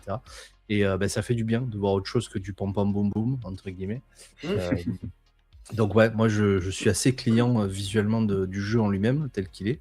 Et puis l'idée me plaît énormément, quoi. Effectivement, ce côté de ne pas être forcé à avancer, de ne pas être forcé à aller faire les objectifs. Ouais. Et puis, il y a un petit peu quelque chose, on ne va pas se le cacher, une partie de jeu de rôle qu'on a fait il y a quelques mois maintenant. Alors, pas moi personnellement, mais que j'ai pu suivre. Ça me rappelle assez Pumpkin Spice, on ne va pas se le cacher. Ouais, non, mais clairement, Oui. on est sur ce genre de vibe. Et voilà, moi je pense que s'il est sur Steam, je pense que je vais aller me le prendre. Et voilà. Eh ben, écoutez, Ouais, si vous êtes carrément. tenté comme Allshad, Pumpkin Spice Wonder Stop est disponible effectivement sur Steam. Il est à 9,62€ si vous le prenez par Walkie Shop, ou 13,79€ si vous le prenez directement via la plateforme de Steam. Ouais, c'est cool qu'il y ait des... C'est ce qu'on disait, oui, c'est qu'il y a de plus en plus de jeux qui sortent comme ça. Alors, le risque, c'est que ça devienne une mode dans la mode et que tout le monde fasse son jeu de dépression. Avec forcément des traitements qui sont parfois beaucoup plus cyniques et beaucoup moins efficaces. Mais là, par exemple, pour le coup, on est vraiment dans ce qu'on pourrait appeler un jeu d'auteur. Comme tu le disais, en fait, comme c'est ce développeur qui justement met un peu de lui et de sa propre histoire dans chacune de ses œuvres. Et c'est ça qui est plutôt cool, quoi. C'est que puis ouais, en fait, le fait que tu vois, je l'évoquais aussi la dernière fois, c'est que le jeu peut raconter des choses à travers sa grammaire. Et justement, le fait que à travers sa grammaire, à travers son gameplay, il ne t'oblige pas à faire des choses et qui puisse justement aussi adresser ça à travers la façon dont tu vas y jouer, et pas juste te prendre par la main entre deux phases de gameplay pour te dire « Ah, regarde le burn-out !» C'est plutôt Non, cool. C'est plutôt ouais, cool. c'est ça, c'est fait intelligemment. Eh bien écoutez, on enchaîne, et je vous préviens, dans le chat, on est sur du Peggy 16. Est-ce que vous vous souvenez de Destroy All Humans ? Oui. Eh ben, sachez que ça revient et vous allez pouvoir replonger dans ces aventures pour la Nintendo Switch 2, car le remake du classique de THQ Nordic débarque sur la nouvelle console de Nintendo et permet une nouvelle fois d'incarner Crypto 137, un extraterrestre aussi cynique que destructeur, bien décidé à récolter l'ADN humain à grand renfort d'armes improbables et de pouvoirs psychiques. Avec son humour décalé, ses références aux films de science-fiction des années 50 et son gameplay toujours explosif, Destroy All Humans profite de cette nouvelle sortie pour séduire une nouvelle génération de joueurs. Une excellente occasion de redécouvrir l'un des jeux ou de découvrir l'un des jeux les plus déjantés de son époque. Ça nous rajeunit pas, hein. Je vous le cache pas, il est pas tout jeune le jeu. Et alors là, pour le coup, on est vraiment dans l'exact inverse. Ouais, voilà. Oui, Là, c'est pam Mais- pam boum boum, mais C'est ça une, défoule, façon ça c'est une défoule. façon de traiter ta dépression aussi, quelque part. c'est À les un moment opposés. donné, Voilà, Ouais. Ça, c'est typiquement un jeu de thérapie quand tu bosses en clientèle. Tu vois. c'est ça. Après, Faut c'est un dire, jeu qui se prend pas au sérieux. L'avantage, c'est que c'est un jeu qui se prend pas au sérieux, donc Oh, voilà. ça. On C'est est sur quoi, la passer un parodie, bon mais c'est moment trop cool. là-dessus, et c'est ça qui est cool. Alors, si vous aimez les God Simulator, les trucs pour ça, c'est fait pour vous, hein. Clairement, c'est les mêmes délires, hein. Ça casse tout, vous détruisez tout. Il y a de l'objectif, Ouais, hein. voilà. Mais voilà, c'est un truc pour se vider la tête pendant un moment et tout casser à l'intérieur de la planète bleue, hein. Voilà. Et Ouais, ne c'est ça. parlez pas d'écologie, hein. Vous le voyez dans les vidéos, vous allez faire péter des centrales nucléaires. Voilà, c'est fait pour tout détruire, quoi. Voilà. C'est une façon de chill, d'une façon. Voilà. C'est une autre façon. En tout cas, le jeu date de 2016, histoire de nous mettre un petit coup dans le bas des reins. Voilà. Si vous avez mal au dos, papy, comme moi aujourd'hui, Nous sommes voilà, vieux. c'est ça. Il date que de 2016. Le jeu initial, alors je pense que la réédition, à mon avis, du jeu date de 2016. Le vieux, il me semble, est beaucoup plus vieux que ça. J'essaie de retrouver parce que moi, je l'avais souvenir de l'avoir vu sur Xbox à l'époque. Je crois qu'il est de 2005. Hein. Moi, je me souviens que c'était vraiment les premiers graphismes, ils étaient tout moches. Enfin, tout moche. Parce qu'il y a eu le 2 après derrière. 2005, t'as raison. Sorti en Ouais, 2005 sur Xbox et PlayStation 2. Ouais, donc la réédition elle, est de 2016. Ben voilà, mais c'est toujours ça de bien à donner à manger à votre Switch 2, j'ai envie de dire. Ouais, c'est ça. Vaut mieux ouais, ça que typiquement, du ouais. Sandra Lederman. Non, mais tu vois, typiquement, c'est un peu pour ça que moi je garde ma Switch 2, c'est parce que c'est devenu ma console à jeux indé en fait. Ouais. C'est vraiment, voilà, je garde la PS5 et ses grosses capacités de calcul pour des AAA, pour des jeux un peu vénères, un peu machin. Et par contre, tout ce qui est cozy game, pixel art, et puis jeux indé, jeux avec des propositions un peu débiles, machin, etc. Et ben en fait, la Switch 2, je trouve qu'elle s'y prête bien. Pour tout ce qui est party games aussi, etc. Et pour le coup, ouais, quelque part, c'est un peu pour ça que je trouve que quelque part la Switch est en soi un pari à faire en termes d'achat, parce que du coup c'est typiquement le genre de jeu où tu joues dans tes toilettes, dans ta chambre, sur ton lit, dans le train, voilà quoi, ça s'adapte bien. Ouais, tout à fait. Eh ben, on va enchaîner sur les jeux qu'on peut jouer sur les toilettes. Et on reste du coup dans la réédition avec Sonic Frontiers, qui vient lui aussi faire un tour sur Nintendo Switch 2. Le hérisson bleu. C'est pas sympa pour Sonic. Non, c'est pas sympa pour Sonic. Non, voilà, Le hérisson bleu de Sega qui revient dans son aventure en monde ouvert où vitesse, exploration et combat se mêlent à travers les mystérieuses îles Starfall. Une excellente occasion de redécouvrir l'un des épisodes les plus ambitieux de la licence. Avec ses graphismes améliorés, ses mises à jour incluses et son gameplay toujours aussi nerveux, Sonic Frontiers profite de cette nouvelle sortie pour s'offrir une seconde jeunesse sur la console de Nintendo. Un rendez-vous tout indiqué pour les fans de longue date comme pour ceux qui auraient manqué les premières aventures open zone du célèbre hérisson bleu. Ne jouez pas à ça sur les toilettes. En fait, ce que vous voulez, mais Ouais, mais vous venez pas vous plaindre, après vous avez les fourmis dans les jambes. Ouais, voilà. des escarres. Ouais. Voilà, c'était Mais, le conseil, Le conseil santé. le conseil santé du cercle de l'homme. On aurait pu vous dire buvez de l'eau, mais non, ne restez pas 2 heures sur les chiottes à jouer. Voilà. Mais ouais, puis c'est l'occasion de jouer à un bon Sonic 3D, ce qui n'a pas toujours été le cas.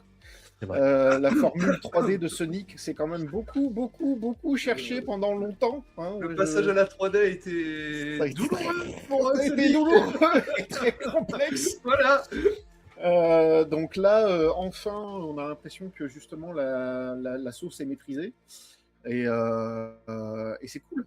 Et c'est cool de pouvoir justement, pareil, donner à manger à sa Switch 2 avec ce genre de truc. Et puis voilà, quoi, c'est un peu la rédemption pour beaucoup de fans de Sonic Et ils sont nombreux qui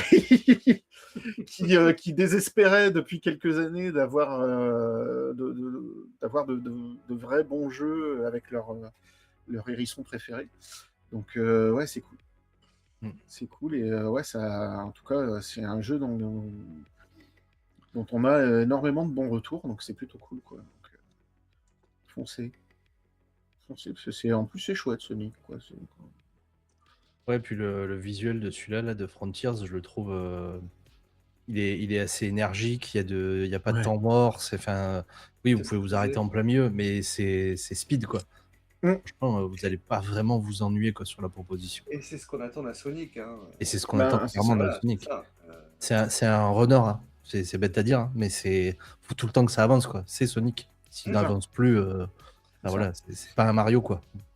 C'est ça. Et Comparant. puis, en fait, je suis assez d'accord avec ce que disait le JDG là-dessus, il y a quelques années de ça, qui disait que la vitesse dans un Sonic, c'est pas le moyen, c'est la récompense. Oui, c'est ça. Oui, c'est ça. Et c'est complètement ça, quoi. C'est-à-dire que tu vas T'as une bonne apprendre. maîtrise du niveau, c'est Voilà. que voilà, tu sais où sont les patterns et ainsi de suite. Et donc, Et donc, la grammaire du jeu en lui-même te propose une replay value en soi, parce que tu vas recommencer les niveaux, et tu vas recommencer jusqu'à les maîtriser, et jusqu'à pouvoir faire un truc qui va être ultra satisfaisant. Et c'est vraiment une autre façon de jouer, une autre façon aussi d'envisager le jeu de plateforme, qui est, mine de rien, pas courante. Parce que quand tu regardes la masse de jeux de plateforme qui sont sortis dans l'histoire du jeu vidéo, il y en a peu qui ont cette proposition-là, en fait. Une proposition à la Sonic. Tu vois, en général, c'est plus de l'exploration, ça va plus, tu vois, tu Oui. regardes par exemple Donkey Kong Bonanza qui est sorti il n'y a pas si longtemps que ça, c'est un très bon jeu de plateforme, mais la récompense, ça va être justement de trouver les objets, de trouver les trucs, etc. Et c'est tout le temps un peu ça. Tu vois. Et là, on est sur un jeu de plateforme qui te récompense par justement cette rapidité, par cette satisfaction de maîtrise. Et mine de rien, c'est pas une proposition ludique qu'on a très souvent dans la plateforme. Donc c'est cool, ne serait-ce que pour ça. Et c'est vrai que d'ailleurs, tu as ce côté assez cinématographique, pardon, avec cette vitesse que tu as de plus en plus vite. Et si tu arrives à choper les choses à la bonne vitesse, tu as un petit peu ce côté que tu retrouves dans les films Sonic. On aime ou on n'aime pas, et on va pas commencer à insulter le graphisme des films Sonic. La ciné-série, c'est juste après. Mais t'as ce côté, voilà, t'attrapes l'anneau au vol, enfin, t'as le côté vitesse où tu sais que si tu vas à la vitesse de Sonic, bah, t'as le côté un petit peu cinéma, quoi. Et c'est vrai que c'est comme tu dis et comme dit JDG, c'est ce moment-là qui est intéressant. C'est d'arriver à aller à la speed limit, entre guillemets, et de faire des belles choses. C'est ça, et que tu appuies juste quand il faut, en fait, pour faire le C'est ça. saut au bon moment, être en boule et tout ça, et puis voir le niveau passer, et hop, à la fin, tu as juste le truc qui tourne, et puis là t'es fier. Il y a un peu ce côté speedrunner, en fait. Mais pour le coup, tu speedrun pas, t'es obligé d'aller vite, c'est la proposition. Mm. Donc voilà, c'est une belle proposition. Carrément. Eh bien, écoutez, on en parlait, on en a déjà parlé et on en reparlera, je pense. Et on va continuer cette série car impossible de passer à côté du retour de Star Fox sur Nintendo Switch 2. 10 ans après Star Fox Zero, Fox McCloud, Falco, Sleepy et Peppy reprennent du service dans une réinterprétation moderne du classique Star Fox 64. Graphisme entièrement revu, nouvelles fonctionnalités et mode multijoueur en ligne viennent accompagner le retour de l'une des licences les plus emblématiques de Nintendo. Sorti ce 25 juin, ce remake entend réconcilier les nostalgiques de l'époque de Nintendo 64 avec une nouvelle génération de pilotes de l'Arwing. Une sortie qui a dû ravir tous ceux qui attendaient depuis longtemps le grand retour de l'escadron Star Fox. Dont moi, je ne vais pas vous le cacher. Ah, graphiquement, c'est joli, hein. Ouais, j'aime beaucoup là, les cinématiques là, que montre à l'écran. Ça donne envie. En plus, on retrouve quand même des designs qu'on a déjà vus dans d'autres séries, films de SF, mais c'est pas pour me déplaire. Bien le contraire. Et alors en plus, l'un des avantages de ce jeu, c'est que vous avez la possibilité, il y a quand même une belle rejouabilité, vous avez la possibilité de prendre des chemins différents en fonction de comment vous allez jouer et des chemins que vous allez emprunter. Ouais. Comme le tout premier, en fait. Comme le tout premier, ce jeu, mais je parle du jeu de Nintendo 64 aussi au passage, hein, parce que c'est un recollement quasiment à l'identique, si ce n'est qu'ils ont ajouté des cinématiques, si ce n'est que vous pouvez échouer et il y a des cinématiques en cas d'échec, en cas de réussite, qui vont là aussi vous faire splitter et prendre pas forcément les mêmes chemins. Donc voilà, il y a une belle reproposition pour le coup. C'est pas juste rejouer à Star Fox 64, c'est jouer à un nouveau Star Fox optimisé, redéfini, on va dire ça comme ça. Ouais. Et pour le coup, moi, la proposition me hype de fou, quoi. C'est ce que je disais. Pardon. Vas-y. Non, C'est non, ce que non, je mais. disais c'est ce que je disais la dernière fois, justement, quand on parlait des remakes, parce qu'il y en a qui râlent, et je peux comprendre. Il y en a beaucoup qui râlent qu'en ce moment, on voit énormément de remakes, des remakes, des remakes, des remakes. Et c'est ce que je disais, c'est que moi, quand c'est des remakes, j'ai pas de problème en soi, parce qu'encore une fois, un jeu vidéo, c'est un objet ludique.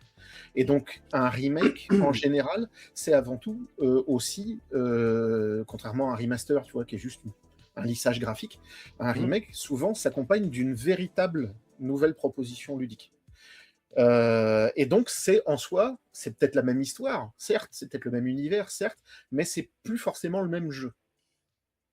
Là, il y a, alors au début, j'avais justement un peu peur de ça, que ça soit juste une ressucée du gameplay 64. Et voilà. Manifestement, ça n'a pas l'air d'être le cas, ça a l'air d'être quand même plus affiné que ça. Ils ont quand même essayé de proposer, il y a un mode battle qui a l'air d'être relativement intéressant. Les fonctionnalités de Game Share de la Switch 2 vont permettre quand même de faire assez facilement du coop, sans trop se prendre la tête. Et puis, ouais, il y a quand même, il y a quand même des propositions assez marrantes. Alors, j'attends de voir à quel point ça va être efficace, parce que tu vas pouvoir jouer avec le mode souris des Switch Con. À voir. Bon, en général, Nintendo, en termes de gameplay, souvent, c'est relativement bien maîtrisé. Alors, Il y a eu des petits loupés. Je dis pas. C'est toujours ce que je dis, c'est que pour moi, Nintendo, c'est vraiment de la joaillerie du jeu. C'est littéralement ça. J'ai eu la chance, moi, de pouvoir faire une formation jeux vidéo dans laquelle on a eu comme prof un mec qui avait bossé sur Mario 64. Ouais. Qui nous racontait le processus, vraiment, et qui te racontait à quel point, en fait, ils n'ont rien fait dans Mario 64. Tu sais, tant que la section dans les égouts avec le petit lapin, tant que ça, c'était pas maîtrisé. C'est-à-dire qu'en fait, ils ont développé ça, cette section des égouts avec le lapin, pour tester la caméra et la gestion de la caméra. Et en fait, ils n'ont rien fait tant qu'ils n'ont pas eu le green light là-dessus. Et le mec nous racontait à quel point ça a été l'enfer, parce que pendant 6 mois, Miyamoto venait toutes les 2 semaines, il regardait le truc, il faisait not good enough, et il repartait. Ouais.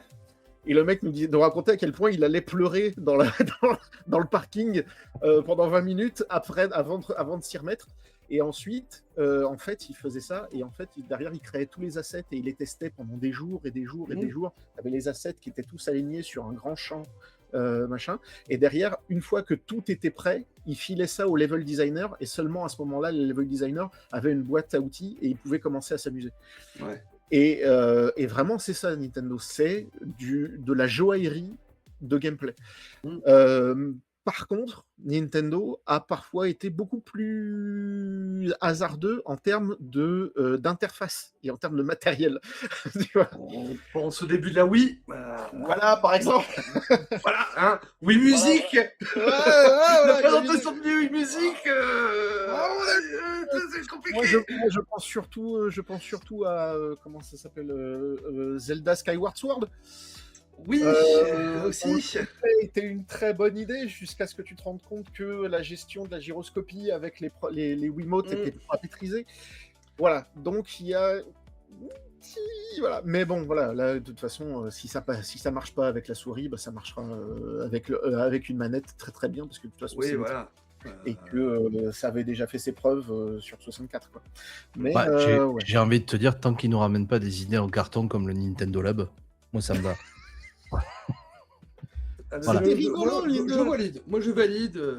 C'était rigolo, Nintendo Lab. Il y avait des trucs marrants. Mais voilà, c'est aussi leur façon, c'est aussi ça le charme de Nintendo. C'est ce côté savant fou qui va te proposer des trucs Tu vois, pendant un temps, ils avaient proposé aussi ce truc où tu jouais avec des mini-cartes de Mario Kart avec une caméra et littéralement, en fait, ça projetait sur la télé un circuit de Mario Kart, mais dans ton salon. Et en fait, tu jouais avec le décor de ton salon, avec une ambiance un peu Micromania, machin, etc. Enfin, voilà, Ouais, ouais, c'est mais moi, c'est je me aussi ça qui est souviens cool avec Nintendo, c'est voilà, le côté savant fou du jeu qui va tester les trucs, quoi. C'est le premier Zelda sur DS en fait, hein, où tu devais souffler sur le micro en fait pour éteindre des bougies, ou à un moment en fait tu dois refermer ta console et la rouvrir pour copier ta carte, la carte qui était sur le mur, pour la copier sur la carte de ton personnage. Et voilà, c'est des trucs tout cons, mais c'est génial. Je me souviens qu'il y a des gens, parce que moi j'ai tout de suite capté, il y a des gens qui m'ont dit qu'ils sont restés bloqués là-dessus parce que c'était pas logique pour eux en fait de fermer la console pour dire d'avancer dans le jeu. C'est ça. Pour eux, fermer la console, bah, ça veut dire mettre le jeu en pause. Et non, enfin, Non, mais voilà, euh, on est d'accord, il y avait plein de propositions comme ça qui étaient trop cool. Un des premiers jeux à la sortie de la DS, c'était un jeu d'enquête qui n'était bourré que d'énigmes qui se résolvaient comme ça, vraiment en jouant avec l'équilibre, en repliant la console, en la rouvrant, machin, etc. Enfin, vraiment, t'avais ça changeait la prise en main, ça changeait d'un point de vue gameplay, d'un point de vue ludique, ça changeait tout, quoi. Et vraiment, en fait, ta console devenait un jouet à part entière. Et c'était assez ouf. Et malheureusement, je suis désolé, mais ça reste une des forces de Nintendo, c'est cette capacité à proposer des trucs qui sont parfois qui sont bancals. Faut le dire, il y a des trucs, voilà, il y a Robbie le robot, des machins comme ça. On a tous des exemples des années 90 qui étaient un peu foireux. Mais par contre, des fois, des propositions ludiques originales, innovantes, etc. Bah, t'en trouves malheureusement pas ailleurs, ou très peu. Ils tentent l'innovation. Voilà. Ils tentent l'innovation. Mais c'est dans leur ADN aussi. Hein. C'est dans leur ADN aussi. On rappelle que c'est quand même une entreprise qui a 130 ou 140 ans. Je veux dire, ils ont commencé en faisant des jeux de cartes à Nafuda. Derrière, ils ont fait, pendant des décennies, ils ont fait des jouets. Ils ont fait des jouets de tous les trucs, etc.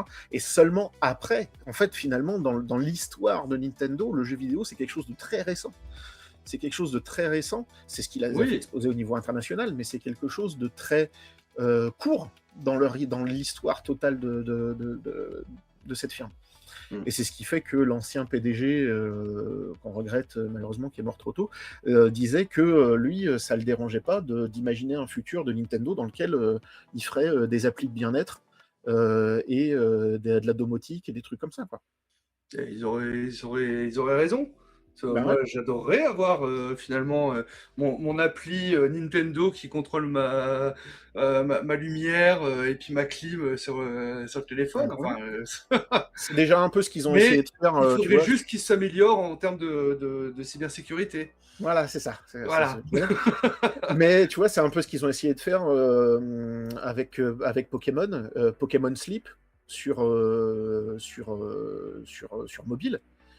Qui est littéralement une appli qui gère ton sommeil et qui écoute. Enfin, tu sais, c'est une des fameuses applis qui permet justement de savoir si tu as l'apnée du sommeil, à quelle heure tu te réveilles, à quelle heure quelle est la qualité de ton sommeil, etc. Et ça mélange ça avec littéralement de la capture de Pokémon. Donc c'est trop bien. Je vous invite d'ailleurs, parce que tu en parlais, à aller regarder sur YouTube. Il y a le reportage sur l'histoire de Nintendo où effectivement ils racontent toute l'histoire avec la création des jeux d'Anafuda, etc. Et vous verrez que Nintendo, c'est quand même des Yakuza à la base, les mecs. Ouais, bon, ça. Voilà.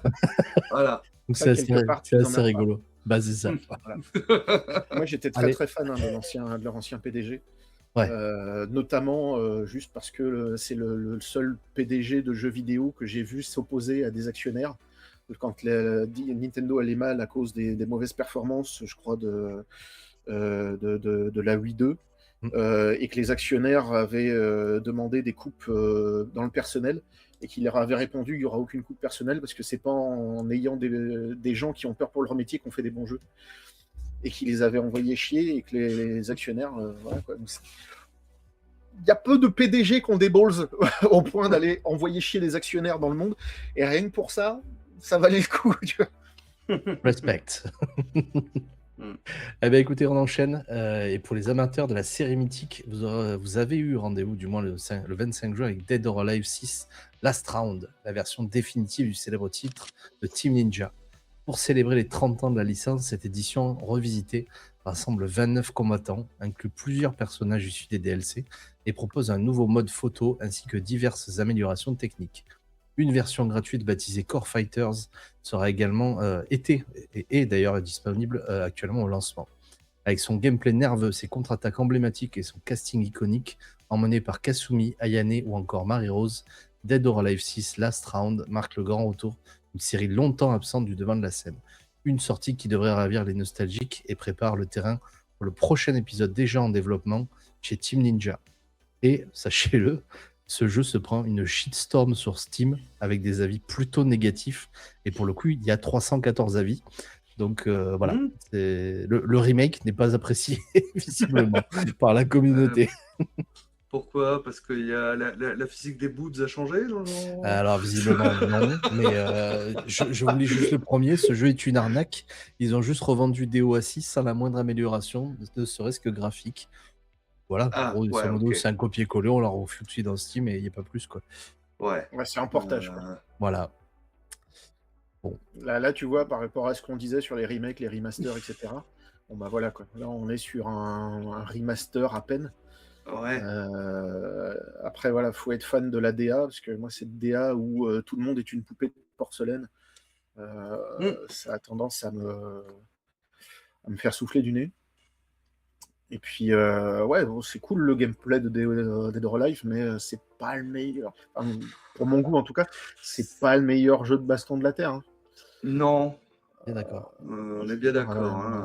Tu joues à un Tekken et après tu reviens sur un DOA, tu fais ouf, ouais, bon bah. Ouais, tu te fous du nez, hein. Voilà, hein, comme dit, une fois que tu as passé l'instant boobs, ben voilà, en fait. Hein, C'est ça. sinon. Refaites un jeu de volleyball, en fait.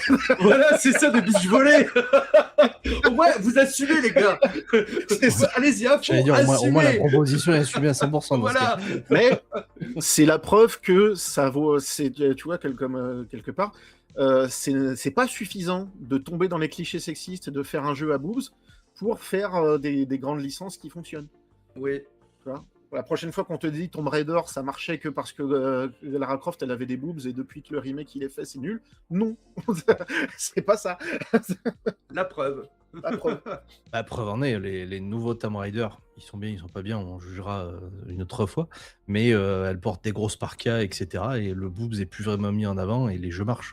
Donc quelque part, c'était pas ça qui faisait vendre.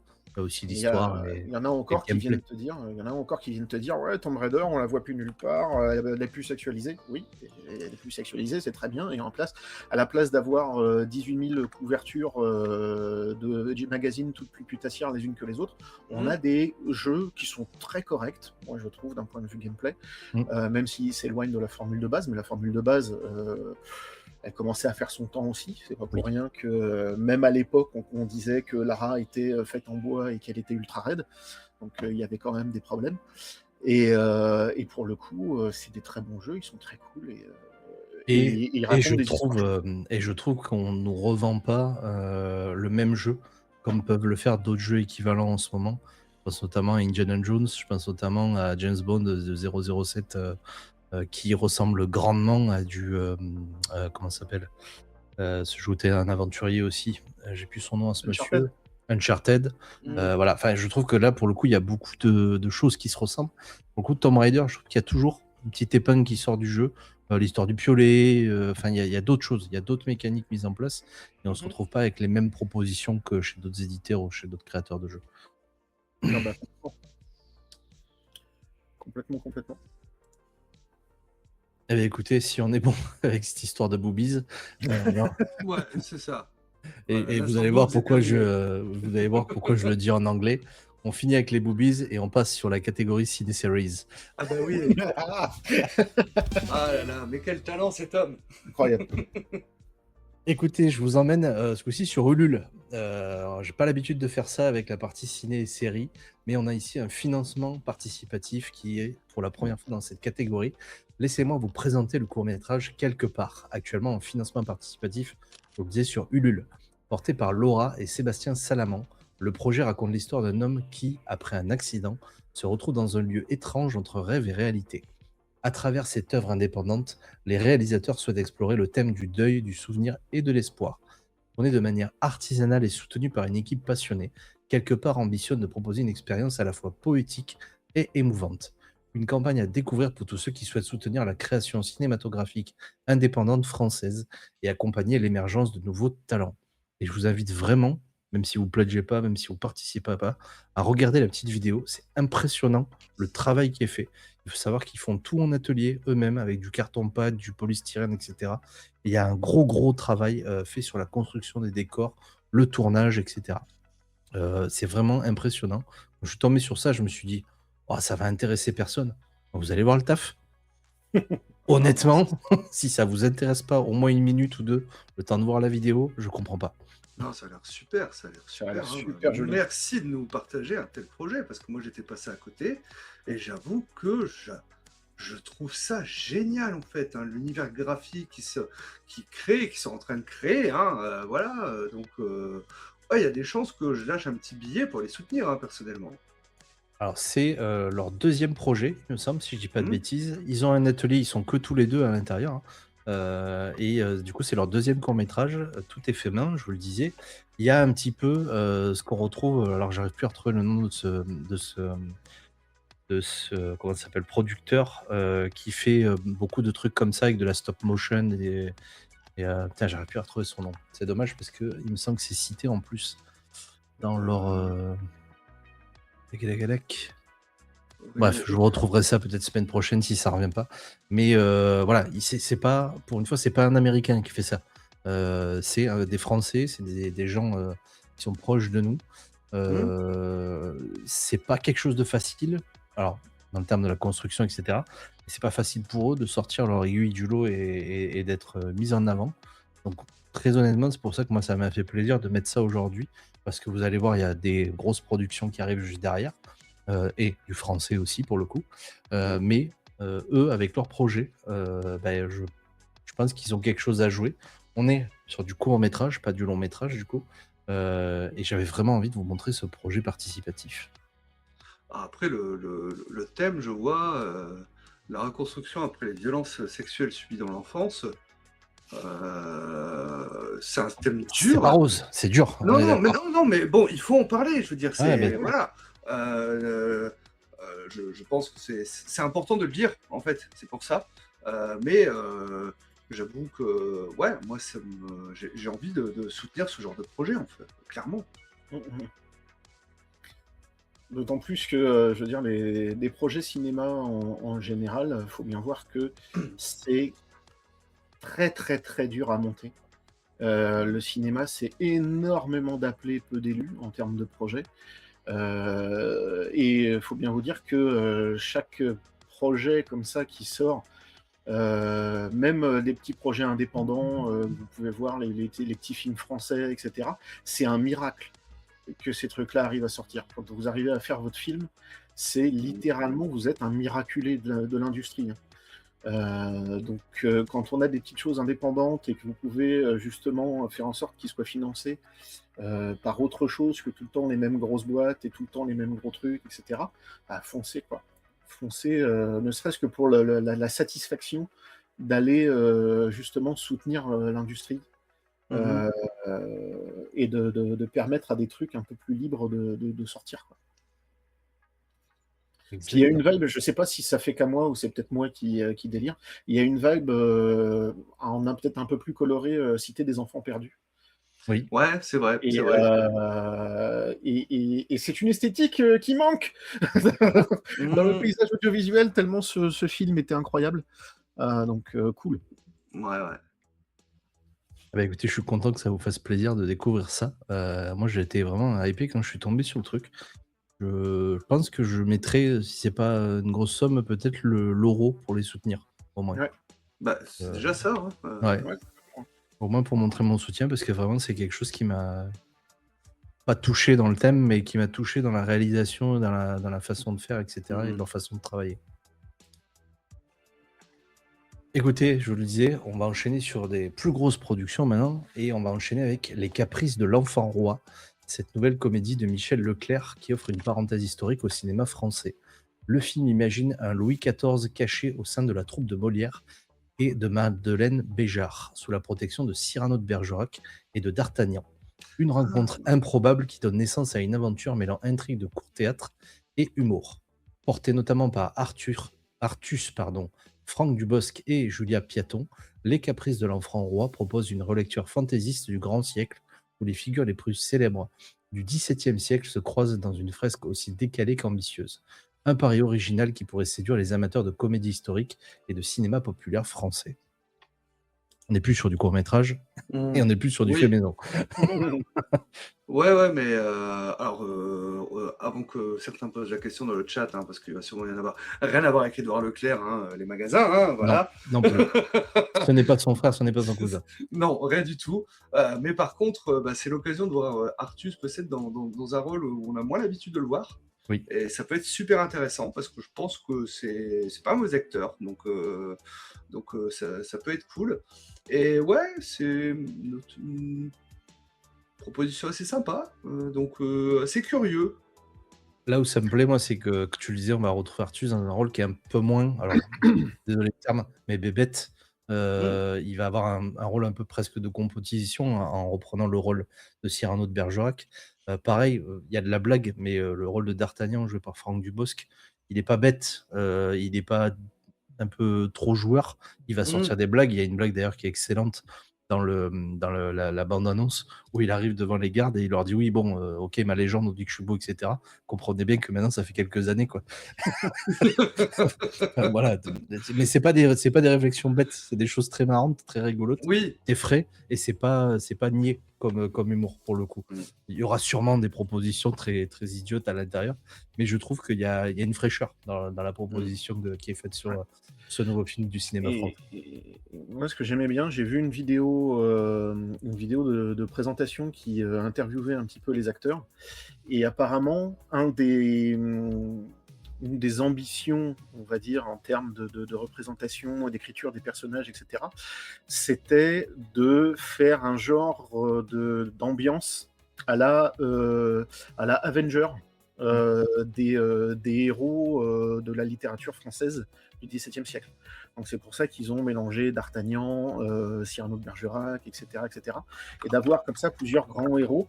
Dubosc d'ailleurs expliquait que c'était pour ça qu'ils avaient caractérisé son personnage de D'Artagnan avec du bleu et du rouge, un peu à la façon de Superbad. Voilà. Et en fait, ce côté un petit peu Ligue des Gentlemen extraordinaire, mais Frenchy, il y a moyen que ça soit ma cam. Parce que moi, j'étais très très fan de propositions un peu similaires, comme la Brigade Chimérique, par exemple, pour la BD, ou des trucs comme ça, qui essayent de justement proposer de faire revenir sur le devant de la scène un peu ce genre littéraire et ce genre de raconter des histoires qu'on a complètement perdu avec la fin de la Seconde Guerre mondiale, mais qui était très très vivant en France jusqu'au début et jusqu'à la moitié du XXe siècle. On avait une super littérature, super héroïque en France. Et c'est cool de pouvoir proposer un petit peu ça, justement de s'approprier les héros entre guillemets du folklore français pour les proposer dans de la comédie d'action, dans des trucs un peu héroïques, un peu marveliens comme ça. Il y a moyen que ça soit très rigolo et que ça soit ma cam. Franchement, j'attends de voir. Bah, écoutez, j'espère que ça va vous plaire si vous y allez au cinéma. Moi, je pense que je risque d'aller peut-être le voir aussi. D'autant que je crois que semaine prochaine, il y a encore les réductions au cinéma. Parce qu'il me semble, comme c'est le début de l'été, il y a la fête du cinéma, non? Il y a quelque chose en ce moment-là, je crois. Possible, je pourrais pas dire. Donc voilà, profitez si c'est bien la fête du cinéma. Je me semble pas dire de bêtises. Profitez d'y aller voir des films. Voilà, c'est le moment. Et puis c'est le moment de soutenir le cinéma français, encore une fois. Eh bien, écoutez, on enchaîne avec, pour le coup, pas du tout du cinéma français, et les Mignons qui sont de retour au cinéma avec des Mignons et des monstres, le nouveau film d'Illumination. 28 juin au 1er juillet, merci Chao pour la précision pour la fête du cinéma. Et je disais, on enchaîne avec Les Mignons qui sont de retour au cinéma avec Des Mignons et des Monstres, le nouveau film d'Illumination réalisé par Pierre Coffin. Cette fois, les célèbres créatures jaunes se lancent à la conquête d'Hollywood et libèrent accidentellement une bande de monstres incontrôlables, les obligeant à sauver la planète du chaos qu'ils ont eux-mêmes provoqué. Toujours aussi déjantée, la franchise mise sous son humour absurde et son univers loufoque pour offrir une nouvelle aventure familiale. Après plus de 5,6 milliards de dollars de recettes cumulées pour la saga Moi Moche et Méchant et ses spin-offs, ce troisième film consacré aux mignons s'annonce déjà comme l'un des plus grands retours de l'animation de l'été. Bon, sans surprise, on retrouve la vibe toujours aussi drôle et décalée de nos mignons qu'on adore. Voilà, je pense que ça fait partie maintenant un petit peu du paysage de l'animation mondiale qui ne laisse personne indifférent. Après, moi, je dis pas que je commence à me lasser un petit peu des mignons, mais il va falloir qu'on passe à autre chose ou qu'ils nous sortent une autre entité parce que ça commence à être un poil long. Le mignon est bien pressé, hein, voilà, Ouais. hein, je pense que bon, je suis pas nécessairement client, en tout cas au cinéma de ça. Je peux comprendre que ça puisse intéresser. Bon, bah, clairement, gros coup d'œil, gros coup de clin d'œil au geek, hein, avec ce mignon petit Cthulhu, hein, clairement. Voilà, c'est viendez les geeks, regardez, il y a un Cthulhu tout mignon, vous pouvez qu'aimer. Moi, c'est pour ça que je vais aller le voir, hein, personnellement. Voilà. Je m'en suis un petit peu douté, je t'avouerai. Et au niveau merchandising, voilà, hein, je pense que ce petit personnage va beaucoup fonctionner en termes de merch. Il y a des chances, ouais. Voilà. En tout cas, c'est déjà en train de fonctionner sur moi, donc oui. Oui, non, mais voilà, parce que je suis déjà en train de regarder sur Amazon pour. Le truc, c'est littéralement une Funko Pop. Hein. Je veux dire. Oui, mais c'est exactement ça. Je veux dire, c'est voilà, le jouet est mis devant les caméras. Mais bon. Non, mais moi, j'emmènerais bien mes nièces aller le voir, tu vois. Donc, oui. Justement, on a appris à mes nièces l'alphabet avec un abécédaire Cthulhu. Ben voilà. Donc, c'est littéralement la suite logique. Après, te cherche pas des excuses, hein, tu peux y aller, personne te jugera. Voilà. D'accord. C'est aussi pour ça que j'étais allé voir le film Mario au cinéma. Hein. C'était pour mes nièces, hein, bien évidemment. Oui, c'est pour l'alphabet. Bien sûr, voilà, c'est ça. Absolument pas, parce que non, vous comprenez. Mais elles sont où tes nièces ? Elles ont pas pu venir, donc bon, voilà, j'ai déjà mon ticket, donc je suis venu. J'ai besoin d'apprendre l'alphabet. Voilà, c'est ça. J'ai promis que je leur raconterais. Elles étaient si déçues. Bon, pas moi, mais. Eh bien, écoutez, je pense que cet article, pareil, est épuisé, comme la licence des mignons. Et du coup, on peut enchaîner. Et on revient sur la comédie française qui continue de se porter à merveille avec Les Parfaits, arnaque en famille, porté par Audrey Fleurot et Ramzy Bedia. Réalisé par Ludovic Bernard, le film suit une famille d'arnaqueurs obligés d'emprunter l'identité d'une famille modèle pour se cacher en Écosse. Mais entre voisins curieux, mensonges à répétition et coups du siècle inattendus, leur couverture risque bien de voler en éclats. Mêlant humour, déguisement et esprit de film de casse, Les Parfaits, arnaque en famille s'annonce comme une comédie populaire déjantée. Une sortie qui devrait séduire les amateurs d'aventures familiales aussi rocambolesques qu'imparfaites. Bon, pareil, cinéma français, on a des acteurs qui commencent à faire partie du paysage connu, j'allais dire presque vieillissant, mais faut reconnaître qu'ils ont quand même toujours du talent et qu'ils sont toujours aussi bons. Voilà, une Audrey Fleurot qui va être du coup la mère et le cerveau des opérations. Ramzy Bedia, lui, qui va un petit peu gérer le terrain. Voilà, et cette famille parfaite qui va essayer de réaliser le casse du siècle en Écosse. Je crois que j'ai vu des extraits ou autres. Et ce que j'ai apprécié déjà, c'est que j'ai eu l'impression, en tout cas pour ce que j'en ai vu, alors attention, c'est les bandes annonces ou autres, que Ramzy faisait pas du Ramzy. C'est ce que j'ai apprécié dans la proposition. Voilà, c'est bien en fait, hein, c'est que déjà ça veut souvent dire qu'il y a une bonne direction d'acteur derrière. Donc voilà. Maintenant, comédie française, il y a à boire et à manger. Donc espérons que ce soit cool. Donc on verra bien ce que ça donne. Et je vous le dis, c'était pas pour vous vendre la bande-annonce qui est spécifiquement sur la fin les boobies de Audrey Fleuron décolleté. Voilà, c'est pas la Non, proposition mais de base. Hein. Le film est orienté sur autre chose. Hein. on a compris que t'as pas mis beaucoup de TCG pour nous Voilà. attirer. C'était pas la peine de mettre des boobies. Hein. Écoutez, il faut ce qu'il faut, il faut vendre. Au bout d'un moment, si on veut La plaire aux prochaine fois, annonceurs, promis, on invitera des filles pour se rattraper. Voilà, pour avoir un point de vue un peu féminin et moins de blagues de, de blagues de boobies. Voilà. on pas dit Alors, qu'avec nos collègues féminins, il n'y ait pas des blagues de boobies. ouais. C'est pas faux. Bon. Un avis sur le film. Revenons à l'émission, Greg. Comme d'habitude, j'espère que voilà, parce que à chaque fois il y a plein de propositions en comédie française qui ont l'air bien de loin, et ça finit très souvent Ils sont en loin d'être poète bien. un peu cringe, en humour poète un peu cringe. Donc j'attends de voir.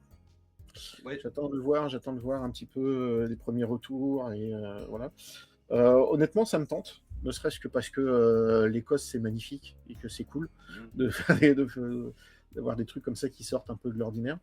Et puis ouais, le casting a l'air bien. Comme tu disais, il y a enfin voilà, c'est maintenant des monstres sacrés du cinéma français, on les voit partout. Mais justement, les personnages des enfants sont des jeunes acteurs qu'on connaît pas, et que ça pourrait permettre de tirer sur le devant de la scène, de pouvoir jouer comme ça. Voilà, c'est aussi un peu le rôle, j'ai envie de te dire, des têtes d'affiche. C'est qu'ils sont là pour faire vendre, mais ils sont là aussi pour permettre d'aller tirer de nouveaux de nouvelles têtes sur le devant de la scène. Donc pourquoi pas, ça peut être cool dans le truc. J'ai quand même un peu peur. Parce que autant sur le début de la bande-annonce, ça a l'air bien, et puis très vite, sur la fin, ça, avec l'espèce de lord écossais, british, un peu clichetonesque, qui a l'air d'en pincer pour Audrey Fleurot, ça a l'air de doucement commencer à ressembler à une blague poète-poète qui n'attend que d'arriver. Voilà, j'attends de voir. On verra. En tout cas, j'apprécie ta remarque sur les jeunes acteurs qu'on ne connaît pas et que ça risque de tirer sur le devant de la scène. Je me fais toujours une réflexion. Moi, je ne sais pas si vous le saviez, mais avant Harry Potter, Daniel Radcliffe, il a joué dans David Copperfield, qui est issu du bouquin de Charles Dickens. Et moi, j'avais vu ça à l'époque avant Harry Potter. Donc, je connaissais déjà Radcliffe avant qu'il fasse son rôle de Harry Potter. Ouais. Et il y avait à l'époque Maggie Smith, déjà, aussi. Donc, qui du coup a repris un rôle de McGonagall derrière, et qui a peut-être sûrement permis aussi à ce jeune acteur de pouvoir venir sur le devant de la scène dans le futur. Il a fait aussi par son mérite, bien sûr, mais voilà, comme tu le disais, c'est bien que des enfants moins connus ou un peu moins connus qu'eux puissent avoir leur chance de jouer dans ce genre de film, et on leur souhaite que ça leur permette de développer leur carrière. Alors Gus qui nous dit, je connais aucun des acteurs sauf Ramsey, je devrais regarder des films français des fois. Normalement, Audrey Fleurot, tu l'as au moins vu comme Dame du Lac dans Kaamelott. C'est littéralement le truc qui lui a collé à la peau pendant des années. Et, il me semble que c'est elle qui fait HPI aussi. HPI, ouais. Et celui qui fait le grand-père, c'est quand même un des plus gros abonnés au rôle de connard de toute la cinématographie française. C'est le mec qui faisait le commissaire dans les taxis. Enfin, il en a fait des tonnes, et à chaque fois, il fait des personnages qui sont plutôt des antagonistes. Donc là, c'est cool de le voir parmi les héros et de voir un peu ce qu'il va pouvoir proposer. Ah, d'ailleurs, tu disais Kaamelott, c'était il y a 658 ans. C'est il y a plus que 658 ans. Ouais. Kaamelott, c'était... Ouah, on n'est pas si vieux que ça. La légende est plus vieille que ça, mais oui. C'est pas ça. Sinon, Astier est très très bien conservé à ce moment-là. Moi, je veux sa crème de jour. Soit dit en passant, il est très très bien conservé comme garçon quand même. Il vieillit. De base, oui. De base, il vieillit bien. Oui. Et même son père et tout ça, toute la famille vieillit bien en général. D'ailleurs, petit rest in peace pour l'acteur du maître d'armes qui nous a quitté la semaine dernière ou la semaine d'avant, j'ai un doute. Oui, il y a assez peu de temps. Ouais. Et que j'ai eu énormément de mal à reconnaître à l'époque, Et parce que c'est aussi le gars qui faisait le père dans Les Visiteurs. Oui. Tout à fait. Et mine de rien, Mm. mine de rien, ça faisait, je l'avais pas reconnu sur le coup et ça m'avait fait tout bizarre à l'époque. Effectivement, on a une pensée pour Christian Bugeaud. Du coup, je me profite pour le citer, qui a une belle carrière quand même derrière lui, effectivement, qui est décédé le 15 juin 2026. Mm. Eh bien, écoutez, sur cette mauvaise nouvelle, je suis désolé, on termine Ouais. cette Une édition. mauvaise nouvelle, ça a 10 jours, Ouais, c'est un hommage. Oui, un hommage, effectivement. On Mm. termine cette édition du Cercle de l'Aube et on va passer à l'actu de nos invités.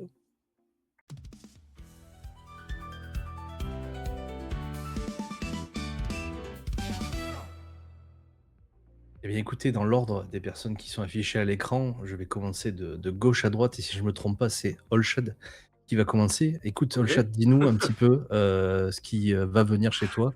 Qu'est-ce que tu fais en ce moment? Est-ce que tu as des projets? Alors, bah déjà, moi, dans un premier temps, vous pouvez toujours me retrouver le samedi soir pour le Talk Shad, hein, donc l'émission où on parle de jeux de rôle et d'autres choses, hein, parce qu'on n'est jamais à l'abri d'un sujet qui pop comme ça et autres. Hein. Mais la plupart du temps, voilà, on parle de news JDR, de feuilletage de jeux de rôle, de livrets découvertes, d'explications de règles, voilà, tout un tas de choses autour du jeu de rôle. Sinon, en termes d'actualité, alors, j'ai du retard sur mes montages, mais il devrait bientôt y avoir, en exclu sur la chaîne YouTube All Shad JDR Show, du Pendragon qui va arriver. Donc voilà, on a déjà commencé à jouer et donc j'ai enregistré quelques parties. Donc il faut que j'avance dans le montage pour pouvoir vous les proposer sur YouTube. Et également, je vais rejoindre pour quelques sessions la table de Gilus, donc sur l'Odyssée des Seigneurs Dragons, avec un personnage du coup donc, que je vais rejoindre pour 3 ou 4 sessions, si je dis pas de bêtises. Hein. Donc en général, eux, ils jouent les mercredis soirs sur la chaîne justement de Gilus. Hein. Donc n'hésitez pas à venir. En tout cas, moi, je ferai un peu de pub hein, sur les réseaux, sur mon Discord, hein, comme on m'en a accoutumé. Si vous voulez venir me alors que je serai là-bas, et j'avoue que moi, Gilles Nurgle, je veux dire, Histoire au coin du dévin, moi, je regardais ça au tout début de YouTube, hein, c'était, voilà. Et si, franchement, à l'époque, on m'avait dit que je jouerais avec eux, bah, je l'aurais peut-être pas forcément cru, donc je considère que c'est quand même un petit achievement dans ma vie de rôliste, de créateur de contenu, de rôliste, je dirais, sur les plateformes Twitch, YouTube. Donc voilà, déjà que l'année dernière, je les avais croisés en vrai, du coup, à Troll et Légendes. J'étais super content. Après, Gilus, je l'ai revu par la suite. Hein. Mais là, de pouvoir jouer avec eux, donc en plus, c'est une table où il y a Jadenkor également, que vous connaissez peut-être, hein, pour les émissions justement qu'il fait sur les anciens RPG. Si vous ne connaissez pas, je vous invite à les découvrir, hein, parce que c'est juste excellent le travail qu'il fait. Et donc voilà, j'avoue que c'est une certaine fierté finalement que j'annonce que je vais être là-bas pour quelques séances, et je pense qu'on va bien s'amuser. Eh bien, merci à toi. J'essaye de retrouver le lien, mais si jamais tu le retrouves avant moi, je t'invite à mettre la chaîne peut-être de Jan Encore pour qu'on puisse aller voir ça. Jadenkor qui a récemment, je crois que c'est hier, sorti justement une vidéo sur l'œil noir. Oui. Et sur la trilogie de jeux vidéo L'œil noir, mais qui passe une partie non négligeable de la vidéo à faire quand même l'historique du jeu de rôle avant ça. Et c'est très très très intéressant. Ouais. Et il a fait une super série aussi sur Fallout. Enfin, la série Fallout, qui est juste assez excellente. Hein, Eh bien, écoutez, on enchaîne. Greg, je te propose, vu que tu as pris la parole, de nous parler de ton actualité et de ce qui va faire un petit peu ton futur. Pour l'instant, toujours mon scénario Cthulhu Exuviae qui est disponible gratuitement sur la Scénariothèque. N'hésitez pas à aller voir et à me faire des retours, ça me fera toujours plaisir. Et puis la semaine prochaine, donc à partir de, ça commence, je sais plus si ça commence jeudi ou vendredi, vendredi prochain. Donc je serai à la Japan Tour sur le stand des copains de Projet R pour faire jouer du JDR pendant 3 jours. Donc n'hésitez pas, si vous êtes dans le coin, à passer faire un coucou et puis à venir jouer à un des nombreux scénarios que je proposerai, principalement du Cthulhu, mais il y aura probablement aussi un peu de Warhammer, et il y aura du Sans Cœur, qui est un jeu écrit par Julien Pirou, des éditions Impériales, qui est, pour faire simple, en gros du Dark Souls, mais en façon RPG sur table. Et qui est très très très cool. Ok, super. Pour tous ceux qui nous regardent sur Twitch, vous avez dans le chat les liens de toutes les chaînes de nos 2 invités. Vous avez aussi le lien de Jadencore, du coup, qui a été mis très gentiment par Olshad. Messieurs, je vous remercie pour ce moment passé ensemble. Et Merci à nous, on toi. va passer à l'actu du Cercle de l'Aube maintenant.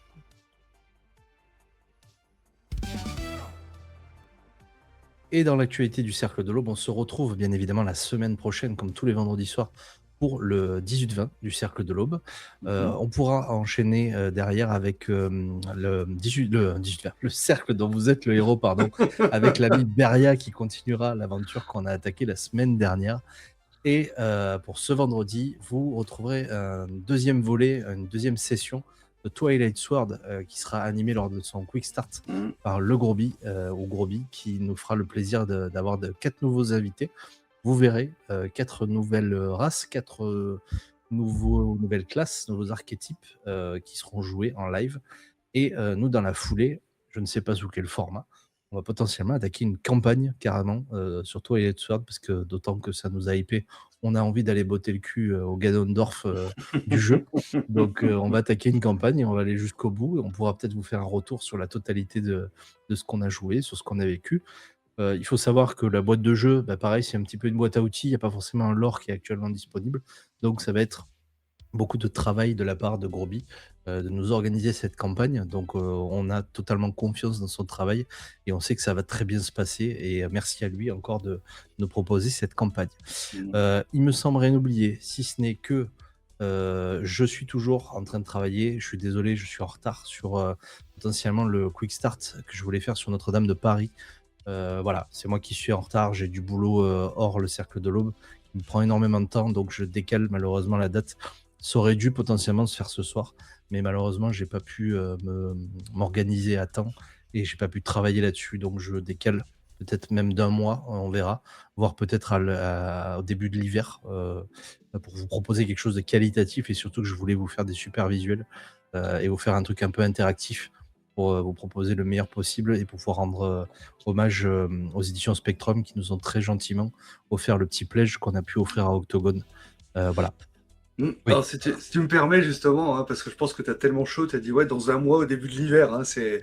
Non, j'ai dit que je vais potentiellement le décaler d'1 mois, voire peut-être même au début de Non, l'hiver. mais je plaisante. Oui, non. Dans 1 mois, c'est pas l'hiver. Le réchauffement climatique, il n'y a plus de saison à Baldam, c'est bien pour vous. Ah non, il n'y a plus de saison. Non, c'est vraiment, voilà, je donne pas de date actuellement parce que je veux pas arriver avec quelque chose de fait à moitié. Bah, t'as raison. Voilà, je me connais, j'aime pas quand c'est fait à moitié, donc j'ai envie de vous le faire bien. Et puis encore une fois, je veux remercier comme il se doit les éditions Spectrum qui nous ont gentiment offert ce pledge. Donc voilà, je n'ai pas abandonné l'idée et je vais vous la sortir du mieux possible d'ici quelques semaines, mois, et je vous retiens au courant sur ça. Écoutez, ce 18-20 du Cercle de l'Aube est terminé, cette édition du 26 juin. Merci Olshad, merci Greg de m'avoir accompagné et de répondre présent encore une fois. Merci à tous ceux qui sont dans le chat, merci à ceux qui sont sur YouTube. Ne quittez pas la chaîne, on va vous faire un raid, on va vous envoyer chez les copains de The Dice Playhouse qui font actuellement une interview. Je n'ai pas retenu le nom de la personne et le nom du jeu, mais je leur fais confiance pour vous rappeler ça. Arzi Alien, l'autrice de Terre des Galilées. Terre des Galilées, voilà, je l'avais sur le bout de la langue, mais je ne l'avais pas. Merci de l'avoir rappelé, Olshad. Passez tous une très bonne soirée, un très bon week-end. Buvez de l'eau parce qu'il fait chaud. Rafraîchissez-vous comme vous pouvez. Courage, l'été ne fait que commencer et nous, on ne vous abandonne pas, que ce soit sur les chaînes d'Olshad, du Cercle de l'Aube, tous les jours, toute la semaine. On est là dans les Discord. Passez un très bon été et on se dit à la semaine prochaine. Bye bye. Des bisous, ciao!